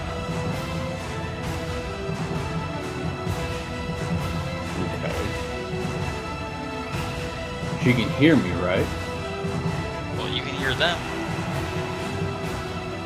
That's the true, reason I that can't she hear can hear them. you. So I will shout out to the Thía, "Hey, Thía, I'm trapped in some sort of a barrier. You think you can help me out?"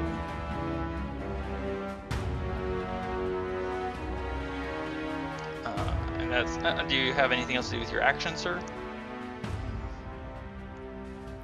Well, if I do move, that's still not going to cause an act of opportunity or attack of opportunity. If you move to there, nope, no attack of opportunity, and you do still feel the barrier. Oh, gosh. This isn't good. And I'm also trapped with a vicious best friend. An infuriated vicious best friend. Oh, yeah, that too. You know, because that makes it so much better. Of course. Anything else you want to do, sir? That's all I can do right now. I mean, yeah, but you could also attack Varen. I would have to use my action surge to attack him. Oh, yeah, you're right, because you used your action to cast Darkness. My bad. Alright, in that case, unless you have anything else you can think of, that's all you got. Well, I don't really want to attack my friend. Not really, anyway. Who's apparently very eager to attack you. If I can try to persuade him. You can give me an insight check.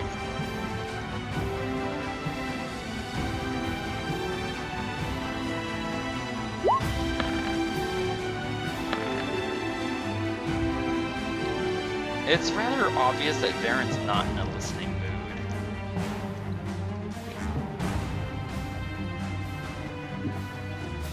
Well, maybe there's something that I can say to him. But yeah, that basically ends my turn. Okay, and then you hear howls and roars of more orcs approaching from the southwest.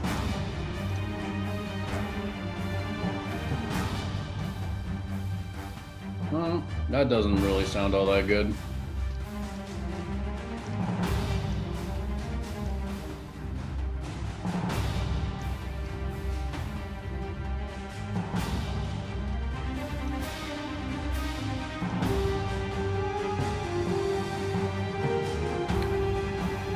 It's so quiet on my side.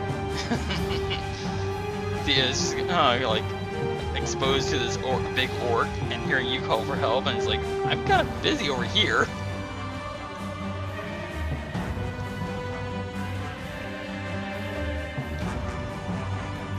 What do you actually expect me to be able to do? I'm the squishiest of this group. Oh, except for Well, Del. no, the second. You're also one to appear and disappear also at the same turn of the time.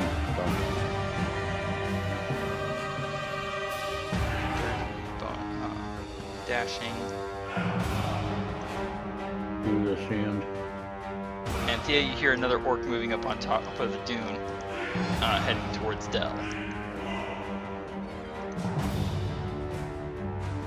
Alright, where's this orc?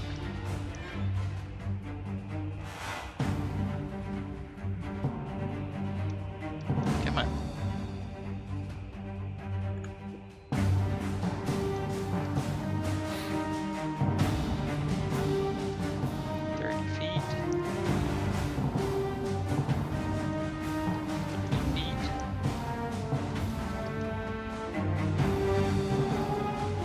Alright.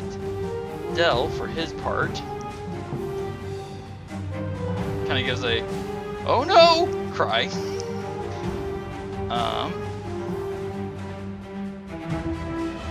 He's gonna disengage.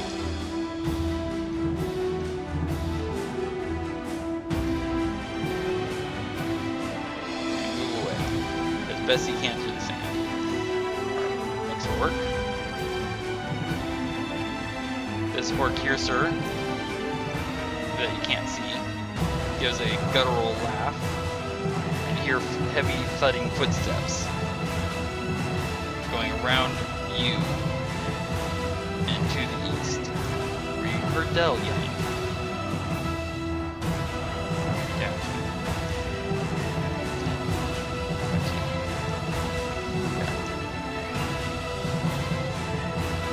Del is definitely in trouble. Yeah, he is. Top of the round, Thea. What would you like to do?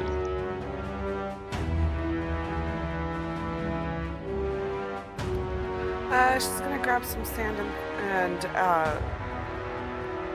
go towards this guy and throw it in his face and then attack him.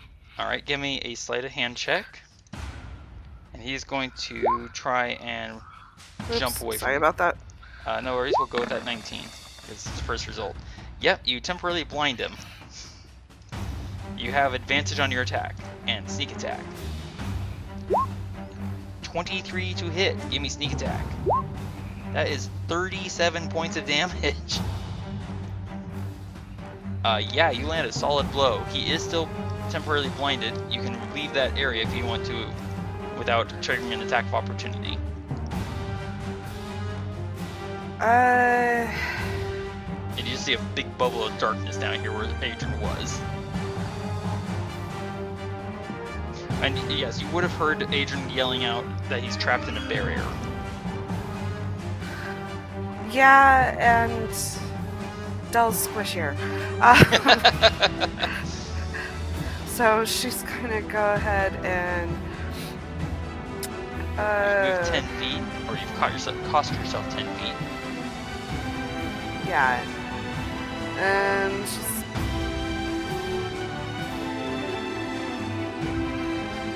she's gonna see if she can. So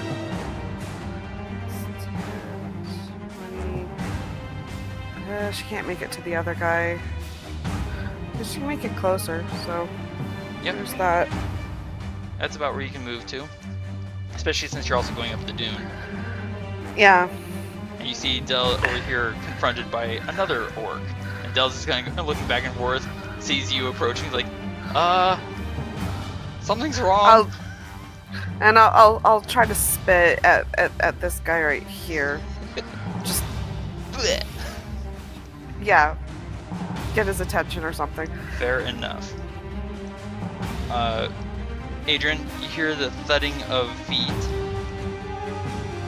and then a crashing, grunting cough as Varen apparently encounters the barrier.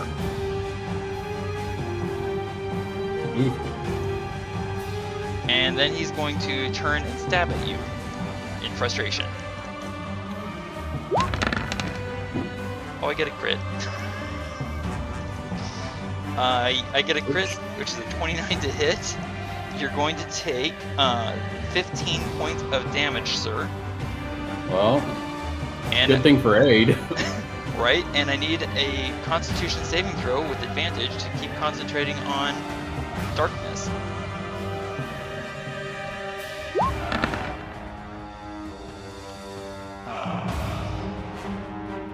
That is enough to beat it. You maintain concentration. Oh, thanks, Saba. And you just hear a hungry, joyous snarl. More orc voices to the southwest.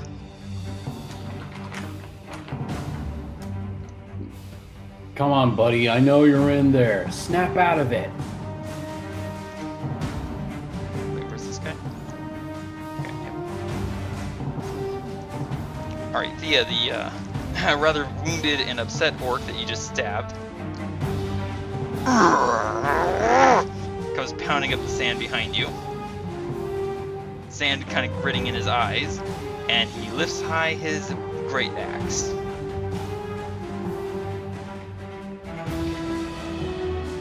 Just making sure I got this right. Yep, okay.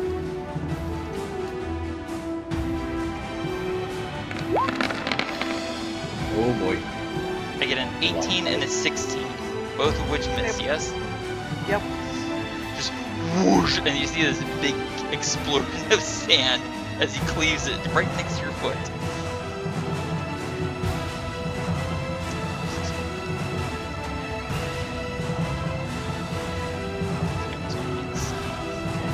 There he is.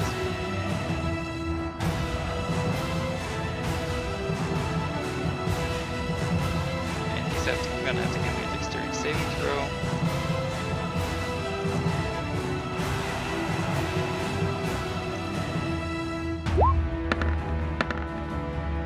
Yep, he's fine.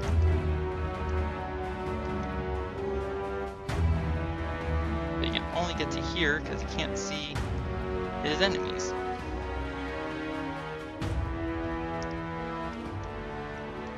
Alright. Where's this guy? Come on, scroll. Thank you. You are a silly computer.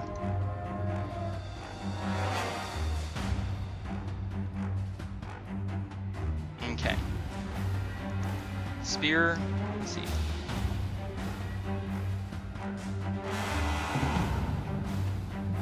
So he cannot see where the spear is or where all the creatures are, but he can hear it. So he's going to move the spear and stab at Varen.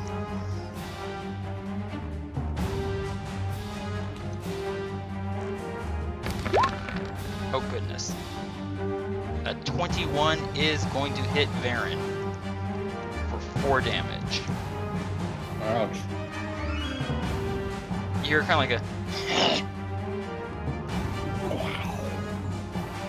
and then footsteps as the creature leaves that area.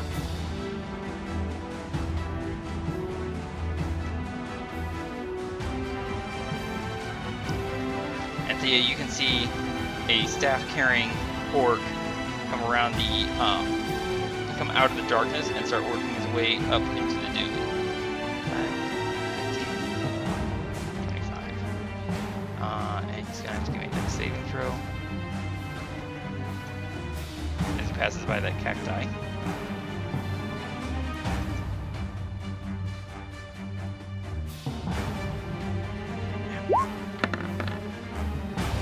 Yeah, he does not get stabbed by the cactus.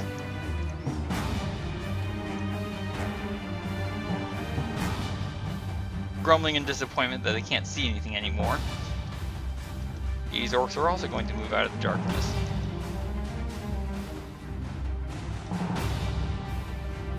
And dash. 10, 20.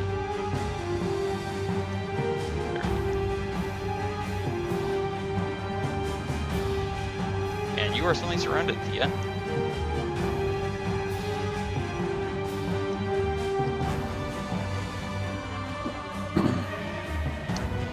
Dexterity saving throw. He tries to crowd past that cactus. Yep, he does not get stabbed.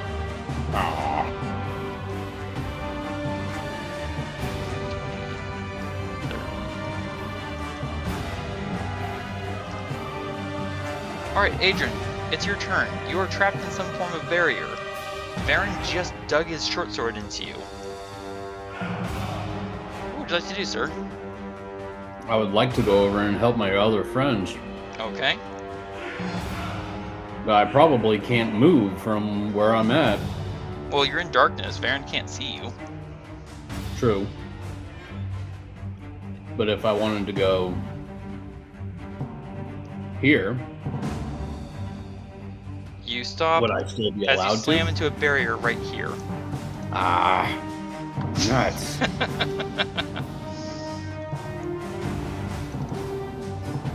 How do I get out of this barrier? I'm probably gonna have to have this guy killed. Do Do you tell Thea anything?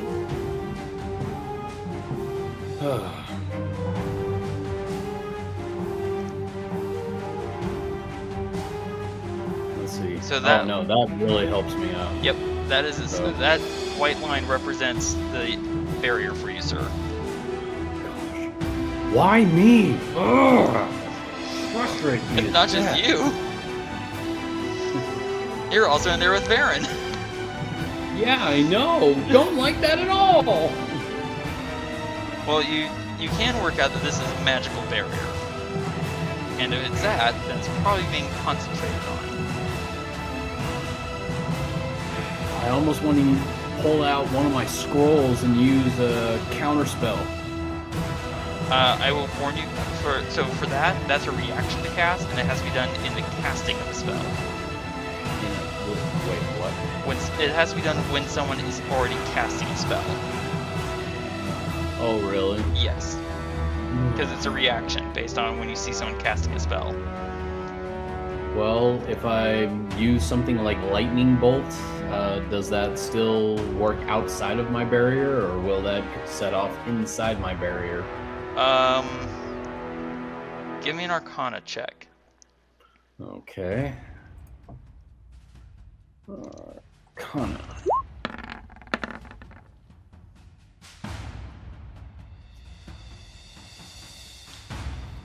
You're not entirely sure.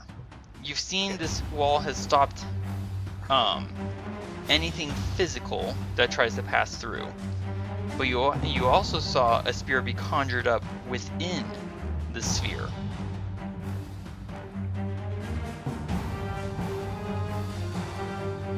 Well, if it could be conjured up within the sphere, there's also a possibility it could be conjured outside of the sphere.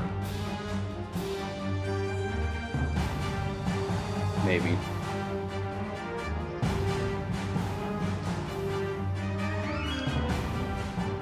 There's only one way to find out for sure.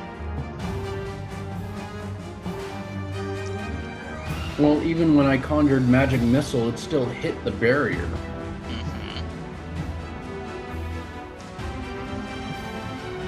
Which seems So to indicate that probably you not. cannot pass through it. But you might be able to summon. You might be, if you have anything, you might be able to cast something on the other side. I don't think I have anything that can cast over onto the other side.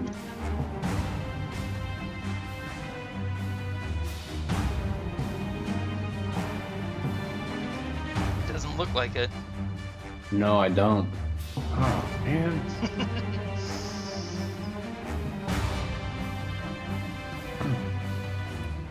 Questions. I know, this is insufferable. Or intolerable. Intolerable. That too. But you could pass on to Thea that you're basically imprisoned within a magical barrier. Which could. someone might be concentrating on. Hey Thea, if you can hear me, I'm trapped in a barrier and somebody has got to be concentrating on some type of spell. Look for a guy with a staff and see if you can, I don't know, make him lose his concentration. Anything else for you, sir? Well, if you're out there and if you can hear me, don't forget about the staff. Anything else for you, sir? Let's see, I was right here, right? Yes. 5, 10, 15, 20, 25. 30 would get me right back here. So I'm, what, a good 15 feet away from Varen? 10 feet away. Wait, 10? I thought I was, like, 15. 5, 10. You're just 2 squares away. Yeah. There you go. Oh, yeah. Oh, yeah. Blah, blah, blah. Technicality. Alright, well, at this point in time, I can't really do much, but I also want to protect myself and protect my friend. I drop Sanguine nonetheless to the ground. Okay. I fish inside my pack, and I pull out this little sphere. I toss it right to him and say, "Hey, Varen, catch." All right, give me. So roll me 1d20 plus 9. Did everybody just go silent? Can you hear me? I'm still here. Oh. So give me a 1d20 plus 9. Oh no, Varen. Varen is not here. What the heck happened? Can you hear me? Alright, we're back. Sorry for the glitch, everyone. Alright, Adran, you are planning to throw the Iron Bands of Valaro. Please roll me 1d20 plus 9. You're making a dexterity-based ranged attack against Varen's armor class.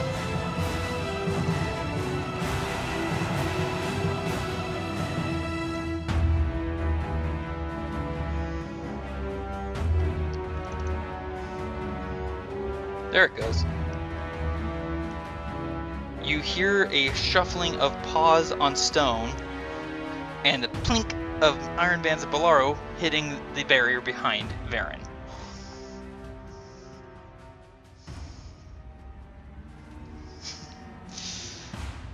I believe that is it for your turn, sir. Alright. There he is.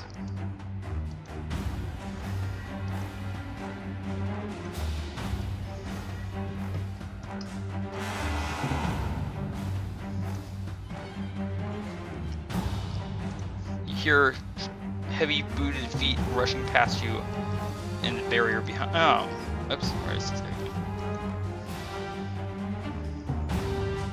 There. Reset.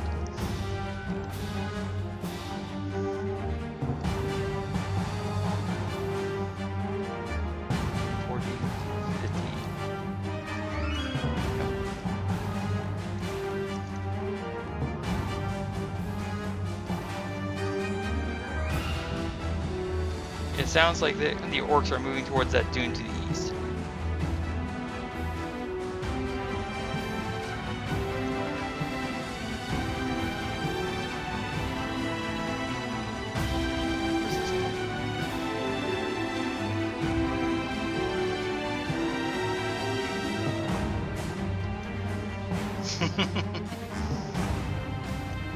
Thia's jumping on top of the dune just like, yeah, I already know that. There it is. This orc is going to... Yep, get right up to Del and attack him.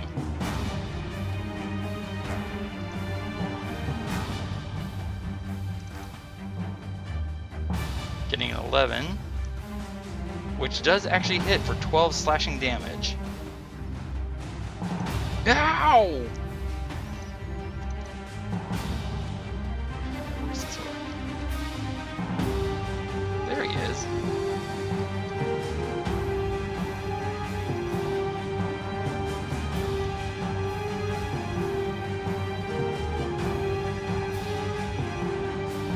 All right, Del.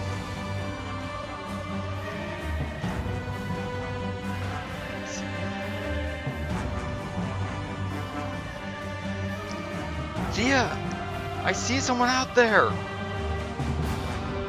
It's to the southwest of us. There's more orcs there. I can barely see them. And I'm in a little trouble. Okay, what is it? Well, going that way is not a good option.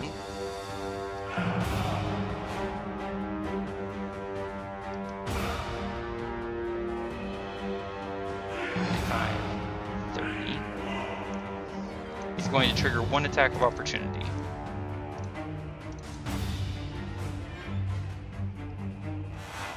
But, yep, that attack misses him. And dexterity saving throw. And he is going to use his inspiration point.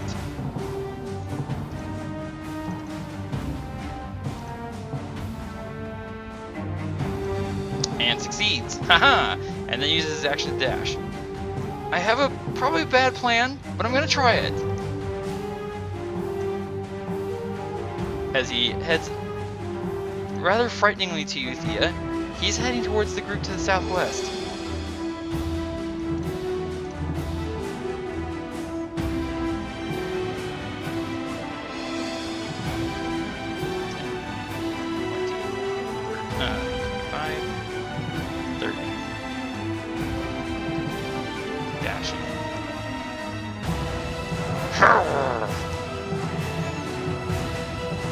Top of the round, Thea.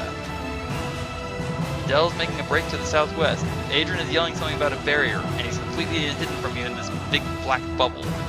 You've got 2 dance partners. What does Thea want to do? With bonus or action? Excellent.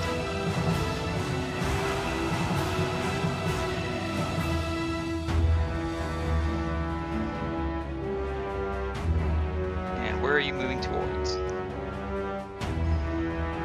Oh, my bad.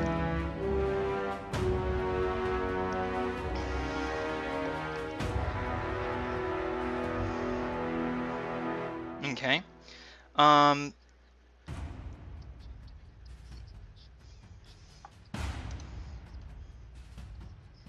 Okay, yeah, go ahead and give me a dexterity saving throw.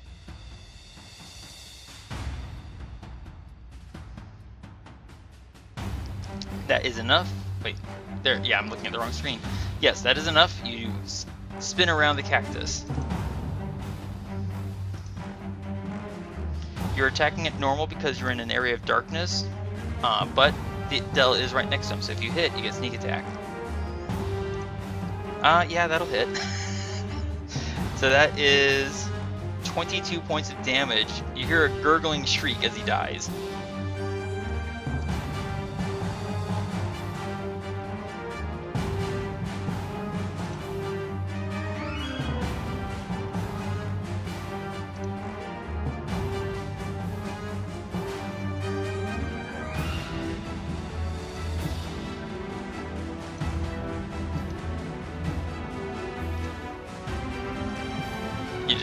Oh, gotcha. I see what you mean.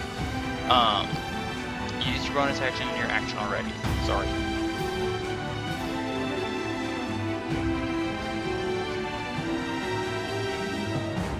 Right.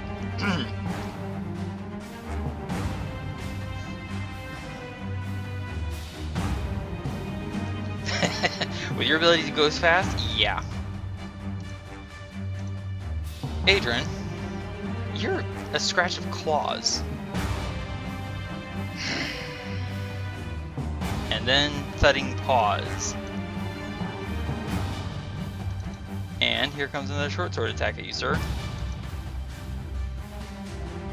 And you're wounded now. However, the 21 does not get past your shield. All right.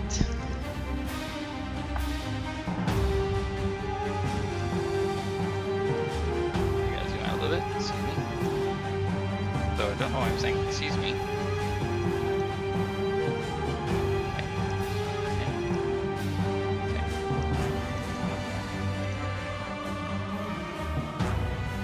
Okay. Okay, so you are standing in an area of darkness, and Dell kind of sort of is as well, so you're both hidden from view. 10, 15, 20. So he's not able to dash towards you, but he is going to swing at you, Thea. You hear the swoosh of a weapon descending towards you.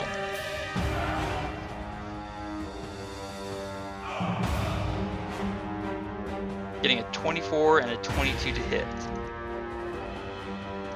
Okay. Now, I believe Uncanny Dodge only works against attacks you can see. Okay. So you're going to take the full of it. 29 points of damage to you.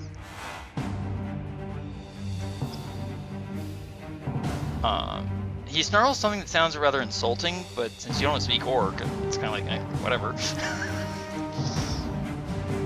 What's this guy? Right? Because you're probably going to murder him at some point.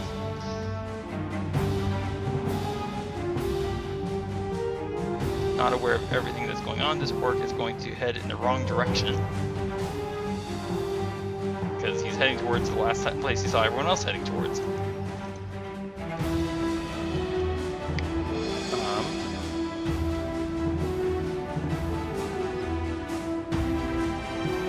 Adran is kind of curious. There's no spear attack this time.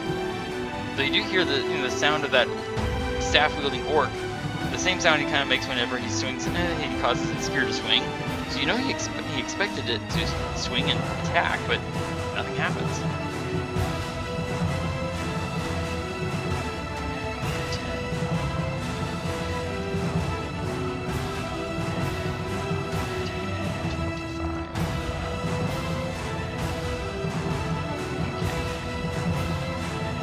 There's an orc up on that dune that you just that had just gotten up to you, Thea, who goes roar because you just left him. 10, 20, 30, and he's going to use his action to dash.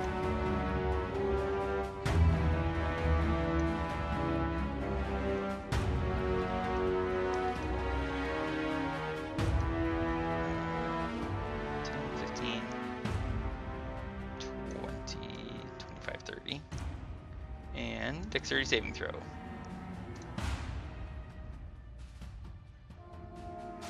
He fails. Who would like to roll me a d10?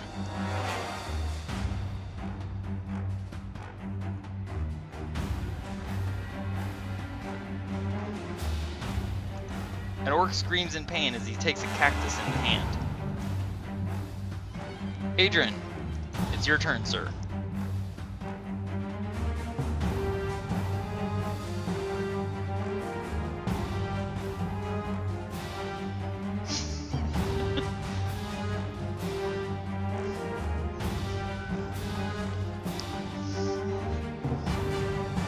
This will be at disadvantage because of the. Oh wait, no, you're. Yep, nope. We'll go with that 9. Because the darkness is hiding your horrific scar. But you don't feel like your words are making any sense.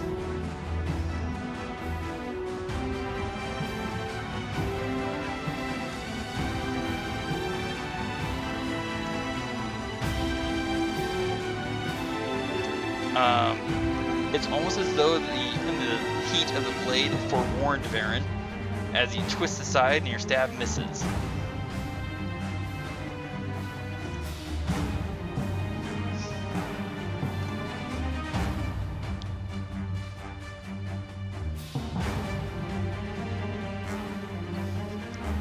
You're basically in a cage match.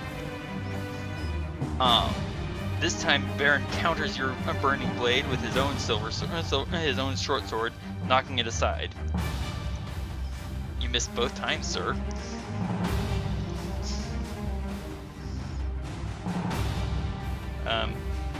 Did you mean to do that again? Oh, your action surging? Oh wait, no, you have 3 attacks. My bad. The 28 does land for 9 fire damage, and Varen roars and howls in pain. Anything else for you, Adran? You good? Okay.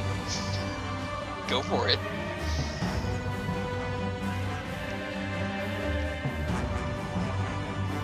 Yep, that'll hit for another 9.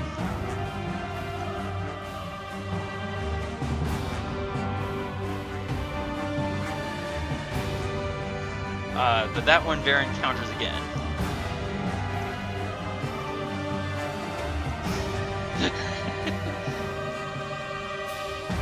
And then that one, you feel the blade biting into the stone between you. You could bonus action second wind if you want to. That's fair. 10, 15, 20, 25, dashing, 35, 45. Oh, and I apologize, I didn't realize you were not done moving yet. My bad.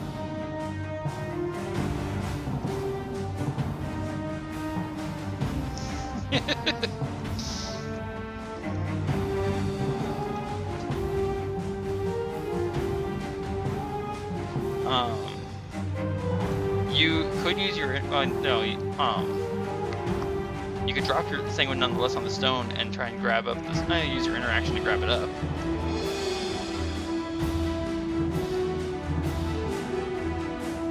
Start patting around trying to find it because you can't see anything in the darkness. It's a little odd, sir.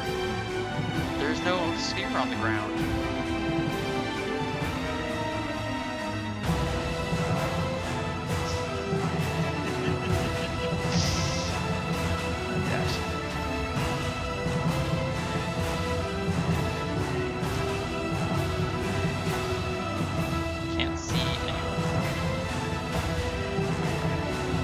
All these orcs are howling in glee as they give chase to their prey.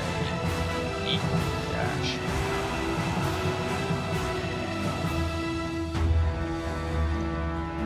They're clearly enjoying this. Dash.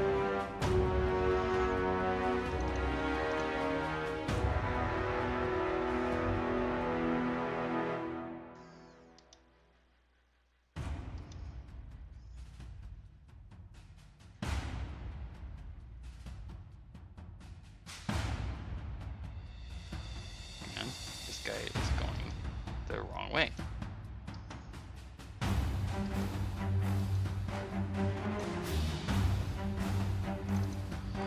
So Del's in an area of darkness. Thea, you hear Del whisper, "Thanks. I'll do what I can." And he's gonna pelt away to the southwest. Pulling one of his staffs off of his back.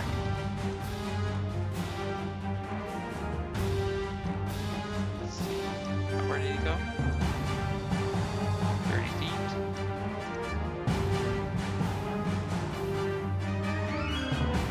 Okay, so he doesn't have enough movement, so he's going to dash.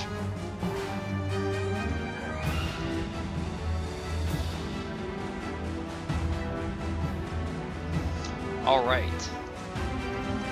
Top of the round, Thea, you hear in the darkness around you several orcs.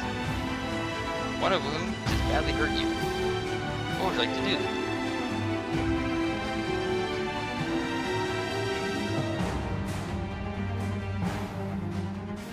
You might be muted again, by the way. Oh. Fair. You are in darkness, so you don't need to disengage.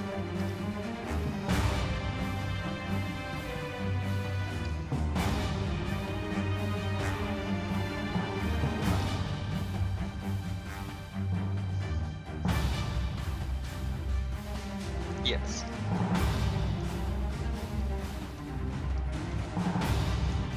From your position, I'm gonna screen here. Okay, so from your position with Del leading you, you can see there are 3 orcs to the southwest. 2 of them look like the typical warrior orcs. One of them does not. He looks, as soon as you get there, you can go ahead though. It's hard to see clearly, but it looks like he's covered with various tattoos and is carrying various totems on his person, as well as a short rod in one hand rather than a weapon.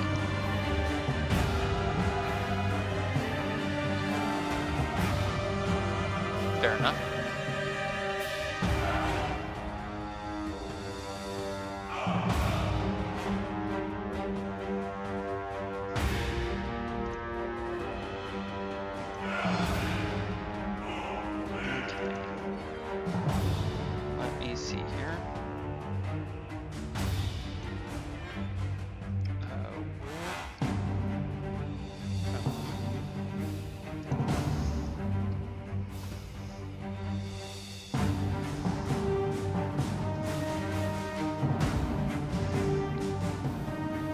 Okay, so you grab out the dust, throw it in the air, yeah? Okay.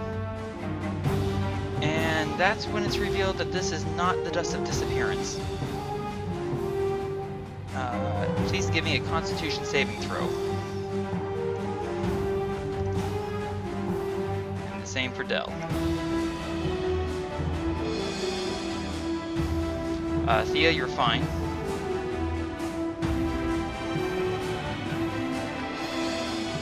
Dell is also fine. The dust kind of clogs in your nose and in your mouth. You don't go invisible, but you both sneeze powerfully, and you feel like for a moment that it almost would have started choking you if you hadn't saved yourselves. And as Dell sneezes, the beard of feathers explodes off of his face, and he's now beardless.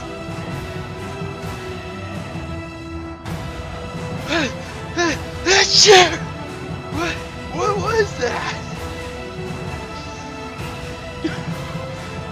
That wasn't disappearing. Oh, my sinuses.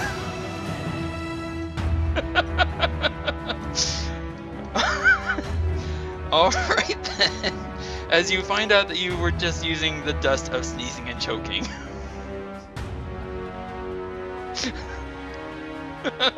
True that.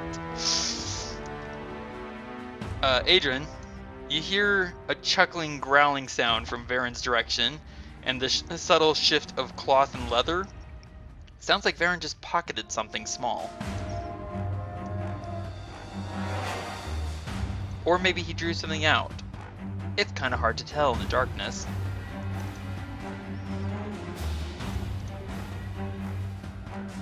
Attacking you twice, sir.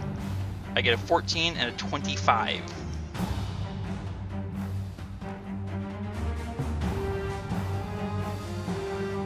That'll hit you unless you want to cast shield.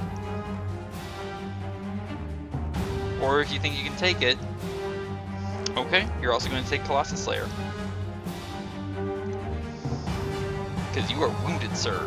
So that 11 becomes 16. And then Varen's dagger. I get a 28 for an additional 2 damage.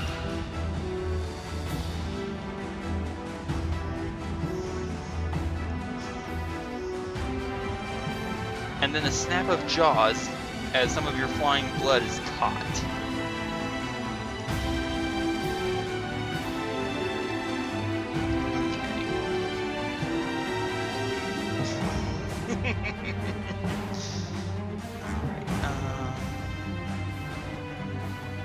That orc that you saw with the tattoos there, Thea, he points at you, and a lurid red bolt flies from his hands.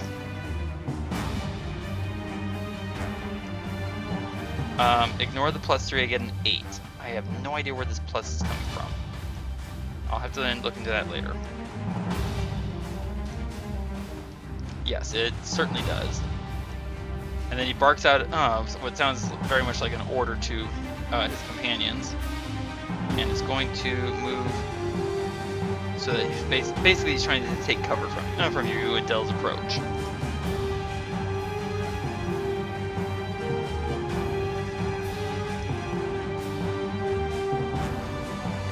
Bonus action dash.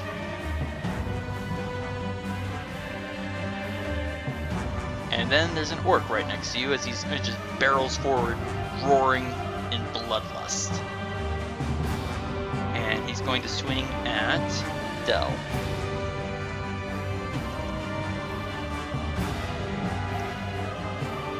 Dell tries to twist to one side, and I'm looking at the wrong character. There we go. He takes an additional 14 slashing damage across one side. Ouch!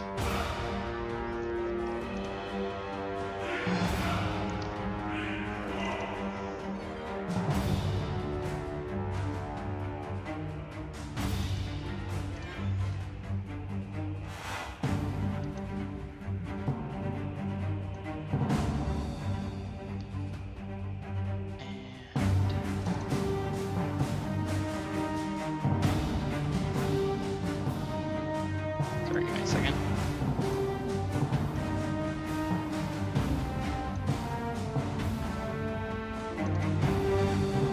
Okay. Where is this orc?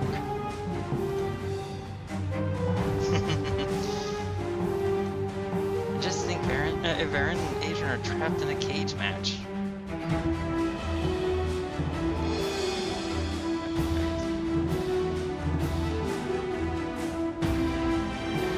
Well, there was that time Varen got possessed by a ghost, but this doesn't seem like that. Come on. Come on. There we go.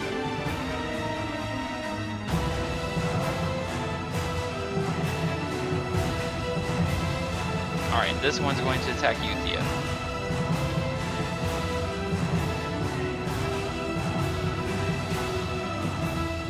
Getting a 19, the axe sinks into the soil at your feet. Alright. Progressing right along.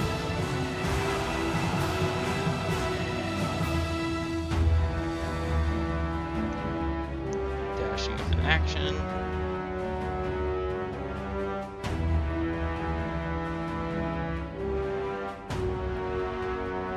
And since I can now see you, bonus action dash. Okay, this guy. Realizing which way he's going is the wrong way, he starts backtracking.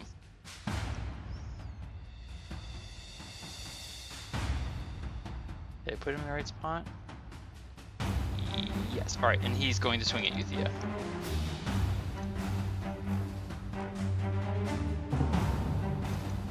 But that goes a long ways away. Alright, and you hear the familiar grunt of effort as the spear comes in to attack Varen. Eventually. Getting a 10 and missing.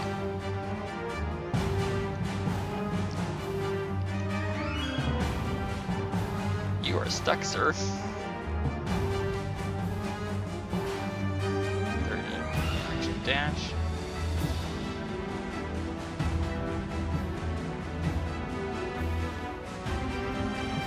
Where's this guy? There he is.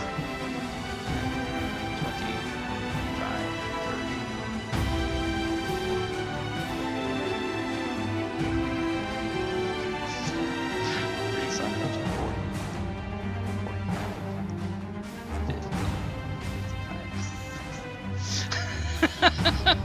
Adran, it is your turn, sir. Adran, it's your turn, sir.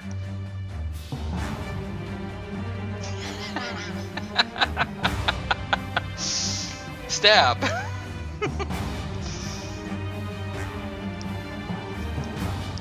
What do you want to do, sir?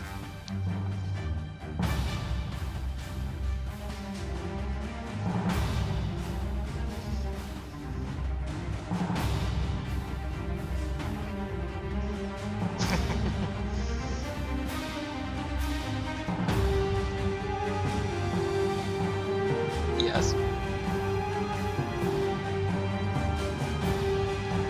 Fair enough. Just in case, because I'm starting to chew into your body there.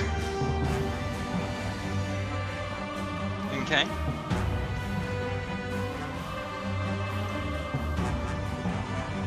Alright, so you recover. Is that rolling the right number? Second win. Add +1, so you recover 18 hit points. Because you're level 12, sir.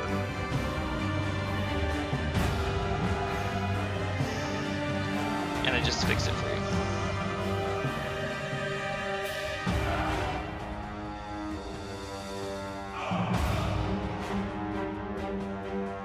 Okay.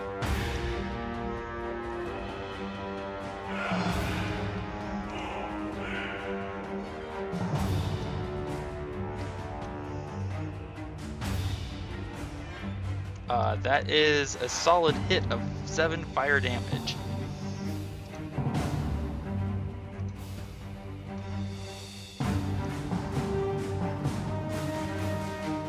Varen parries.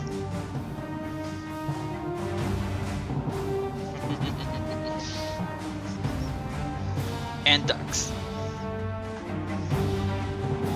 And then laughs at you.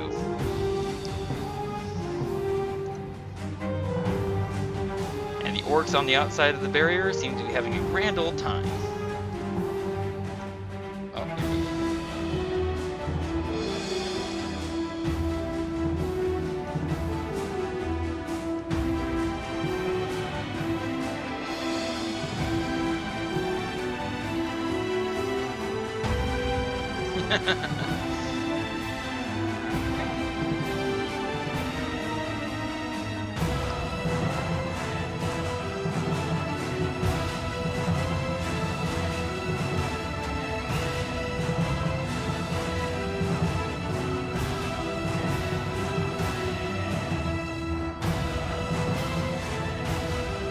Thía, there's an unsettling moan, like from an undead, dry throat.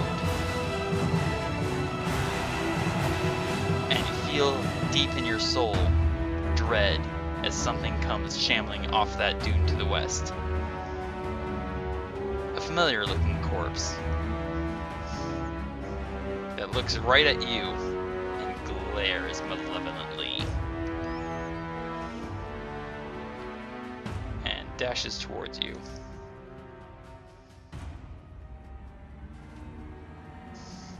Alright.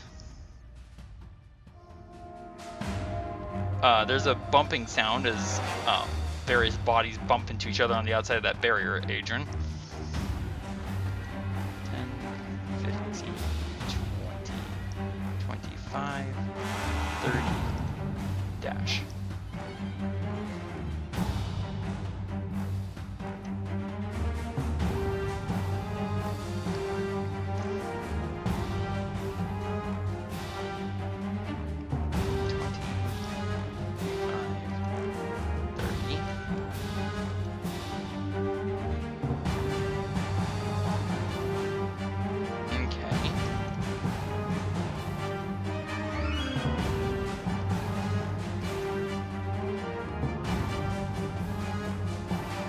There's a bunch of orcs there.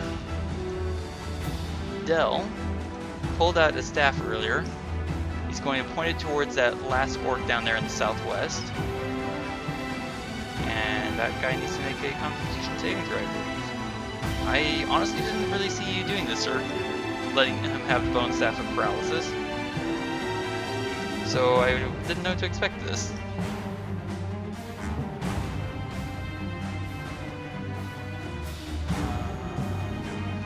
14 is a fail. Which means that orc down there is now paralyzed. And when you're paralyzed, you can't maintain concentration.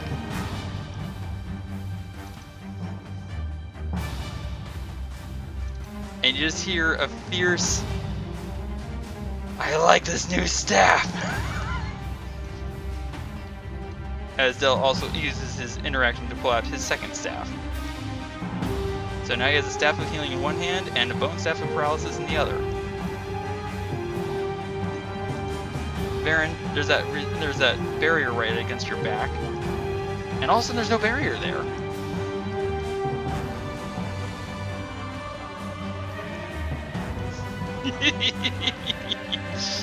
And that guy is just a little paralyzed. Alright, Del's not going to move because, wait, 1, 2, 3, 4. Yeah, Del's not going to move. That would trigger like 4 different attacks of opportunity. Excuse me. Thía, it's your turn. What would you like to do?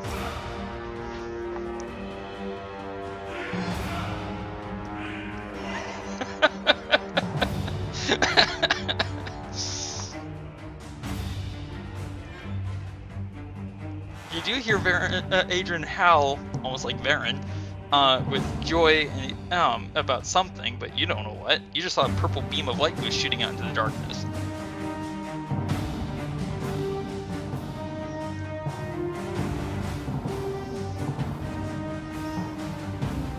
Okay, you will get sneak attack, but no advantage.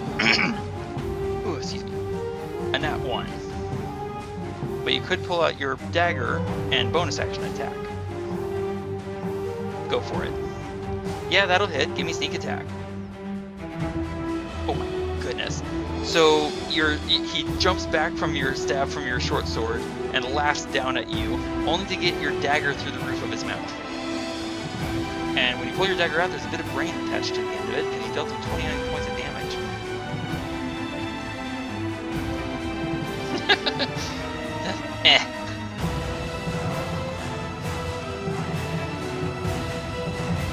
He's bleeding, he's like, okay, ow. So that was your action and your bonus action. Anything else, Thea? Maybe yell to Varen, get over here! Or not Varen, Adran, sorry.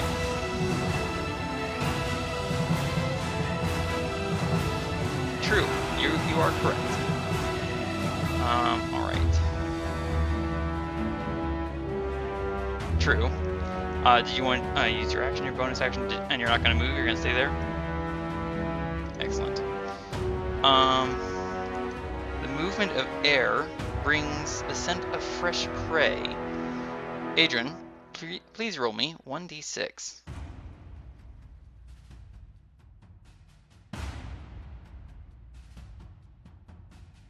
Okay, that is an odd number. You hear paws twisting on stone.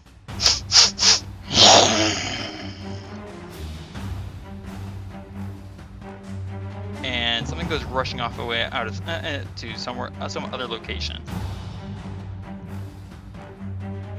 Let's see. No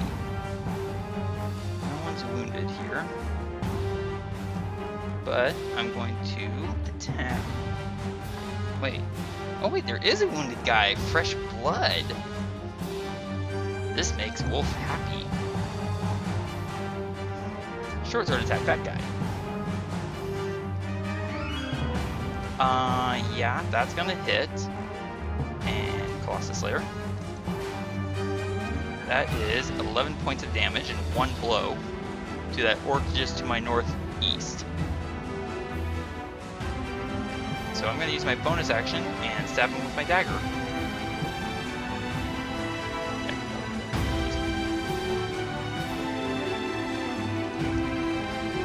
Alright, that guy's gonna have to make... Nope, he's just gonna do 1 point of damage. Varen snarls, and this I think is the first time he has seen this wolf creature, but no Varen. But you do see all Varen's stuff on this wolf creature. Yep, that is one very dead orc.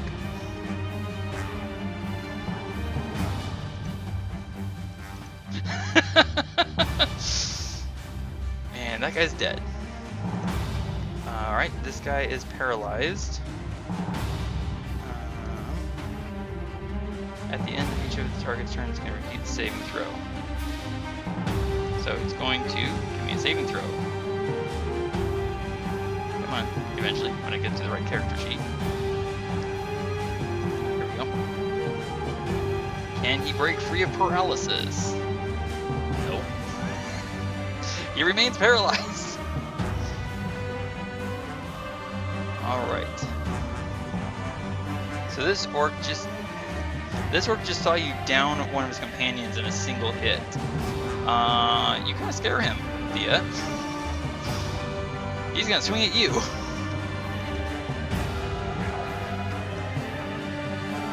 You get a 22, but you can uncanny dodge that one if you want. Alright.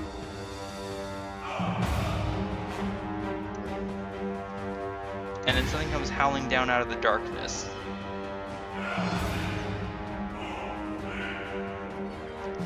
But it doesn't head towards you, Thea.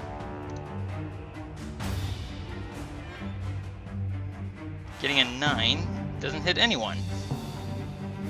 It slips into the ground and then pops back up. A barely visible shape in the darkness.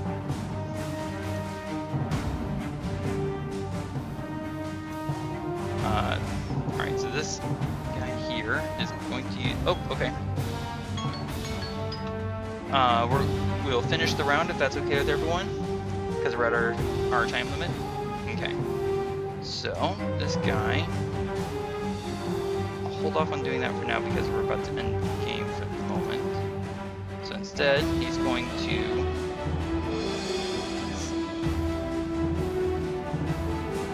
He's going to split his attacks against the unexpected creature and against... Oh wait, there was a bonus action. Okay.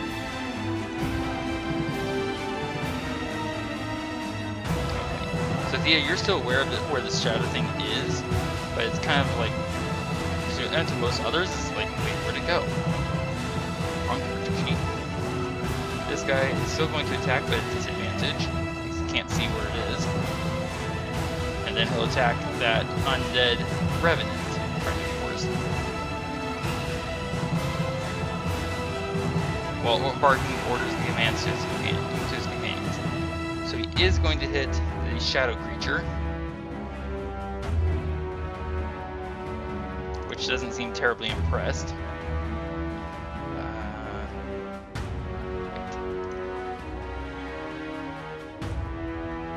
And he is going to hit the Revenant for 16. Yep, okay. This orc is going to attack you, Thea.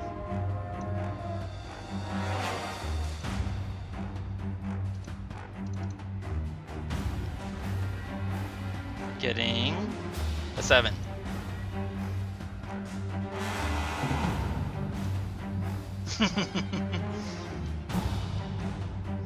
Adran, a spear comes towards you, whistling out of the darkness. Getting a 17.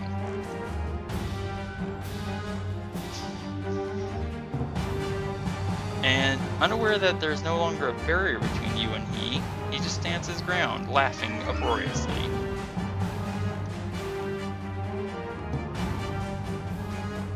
This guy's gonna go here and attack with disadvantage.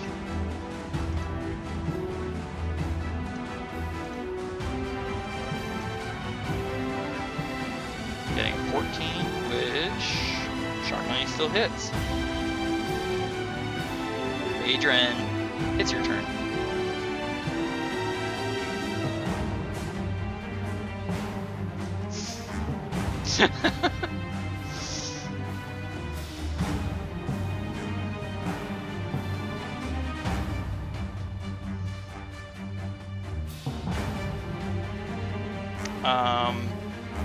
He gives a startled grunt and your attack misses.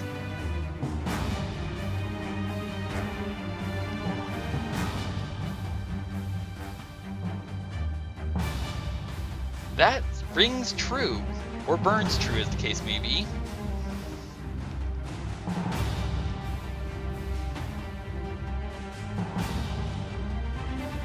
Oh, you crit. For 14. Watch that health bar. Anything else for you, sir?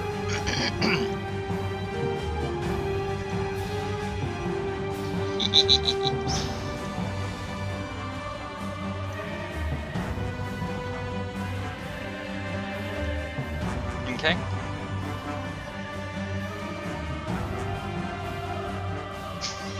You're like, yeah, whatever. I taught him a lesson. Alright, and you can move yourself, sir. Eventually. Do you need me to move you for you? Oh, there it goes. No worries. You want to move right next to Varen. True. Well, these orcs sure know what that means when darkness appears.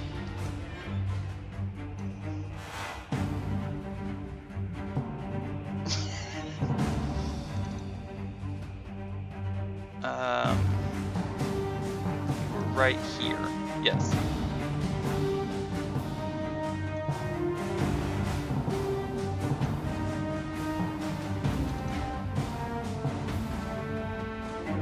Okay. And an orc goes after Varen's back. It's nothing.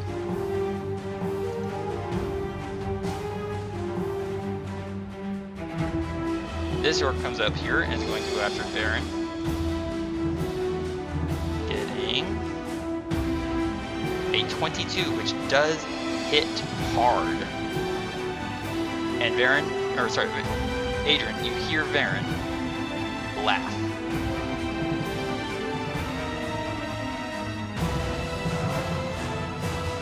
Alright, Thía. Here comes some familiar old fists. But first, you see its familiar ability to regenerate.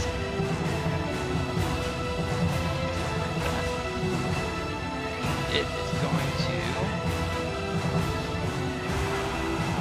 attack you.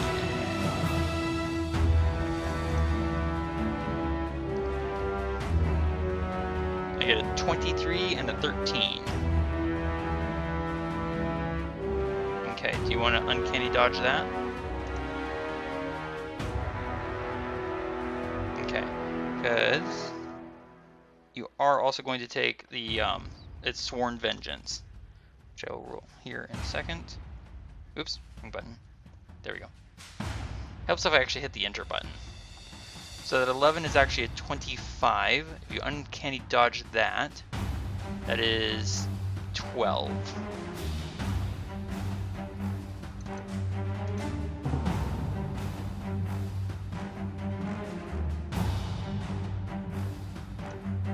So you take 12 damage from that one fist, ducking the other one.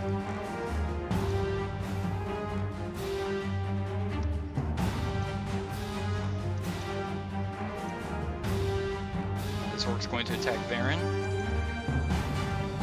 Getting a critical hit. Adran, you hear, it's kind of a familiar sound actually, the sound of a weapon hitting someone in the head. You've caused it enough times. And you hear Baron laugh. And no blood hitting the ground.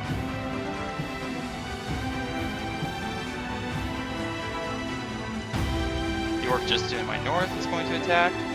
But you hear its great axe hitting the stone as Baron's blade deflects it. Alright. Oh look, Adran, you've got a dance partner.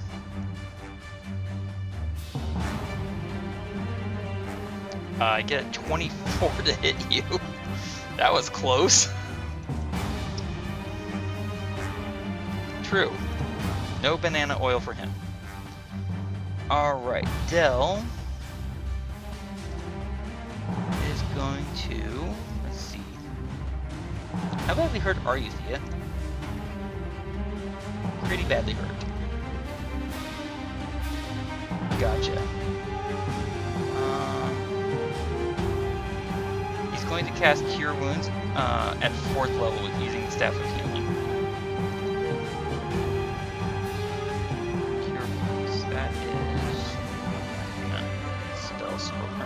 Scrolling is going slow. So, Cure Wounds.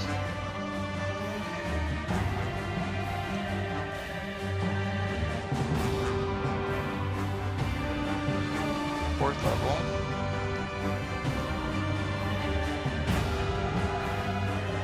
Please roll me 4d8 plus. Eventually I'll get there.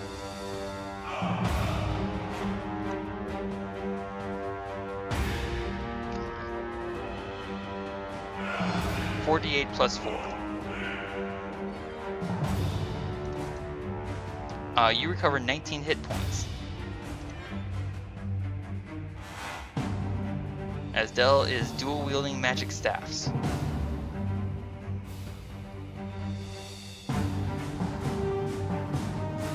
Come on. This character sheet is going so slow.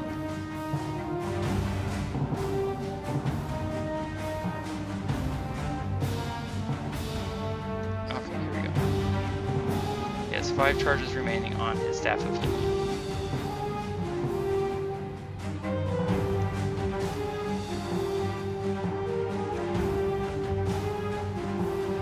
Alright, we are at the top of the round. Adran and Varen are no longer captured.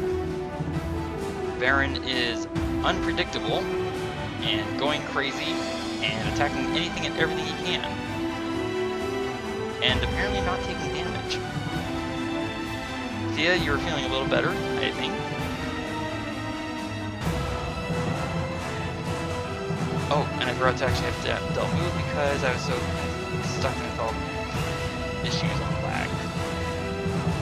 So give me 1 second and I'm gonna Del. That will trigger 2 attacks of opportunity.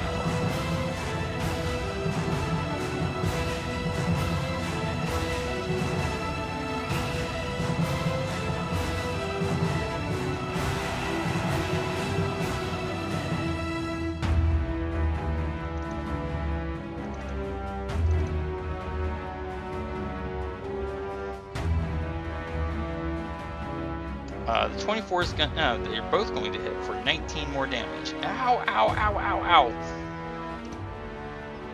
Alright. That's where we're going to end it for the night. I appreciate everyone's patience with all the, technical issues. And I hope you all have a good night. Unfortunately, I lost the last 51 minutes of the other players' voices. If you stuck through the video listening just to me chatting to them, I want to take this moment to thank you for your patience. I apologize for the technical issue, and to avoid any confusion, I will not be asking for a vote on this video. Thank you for watching, and I hope we'll see you again next week.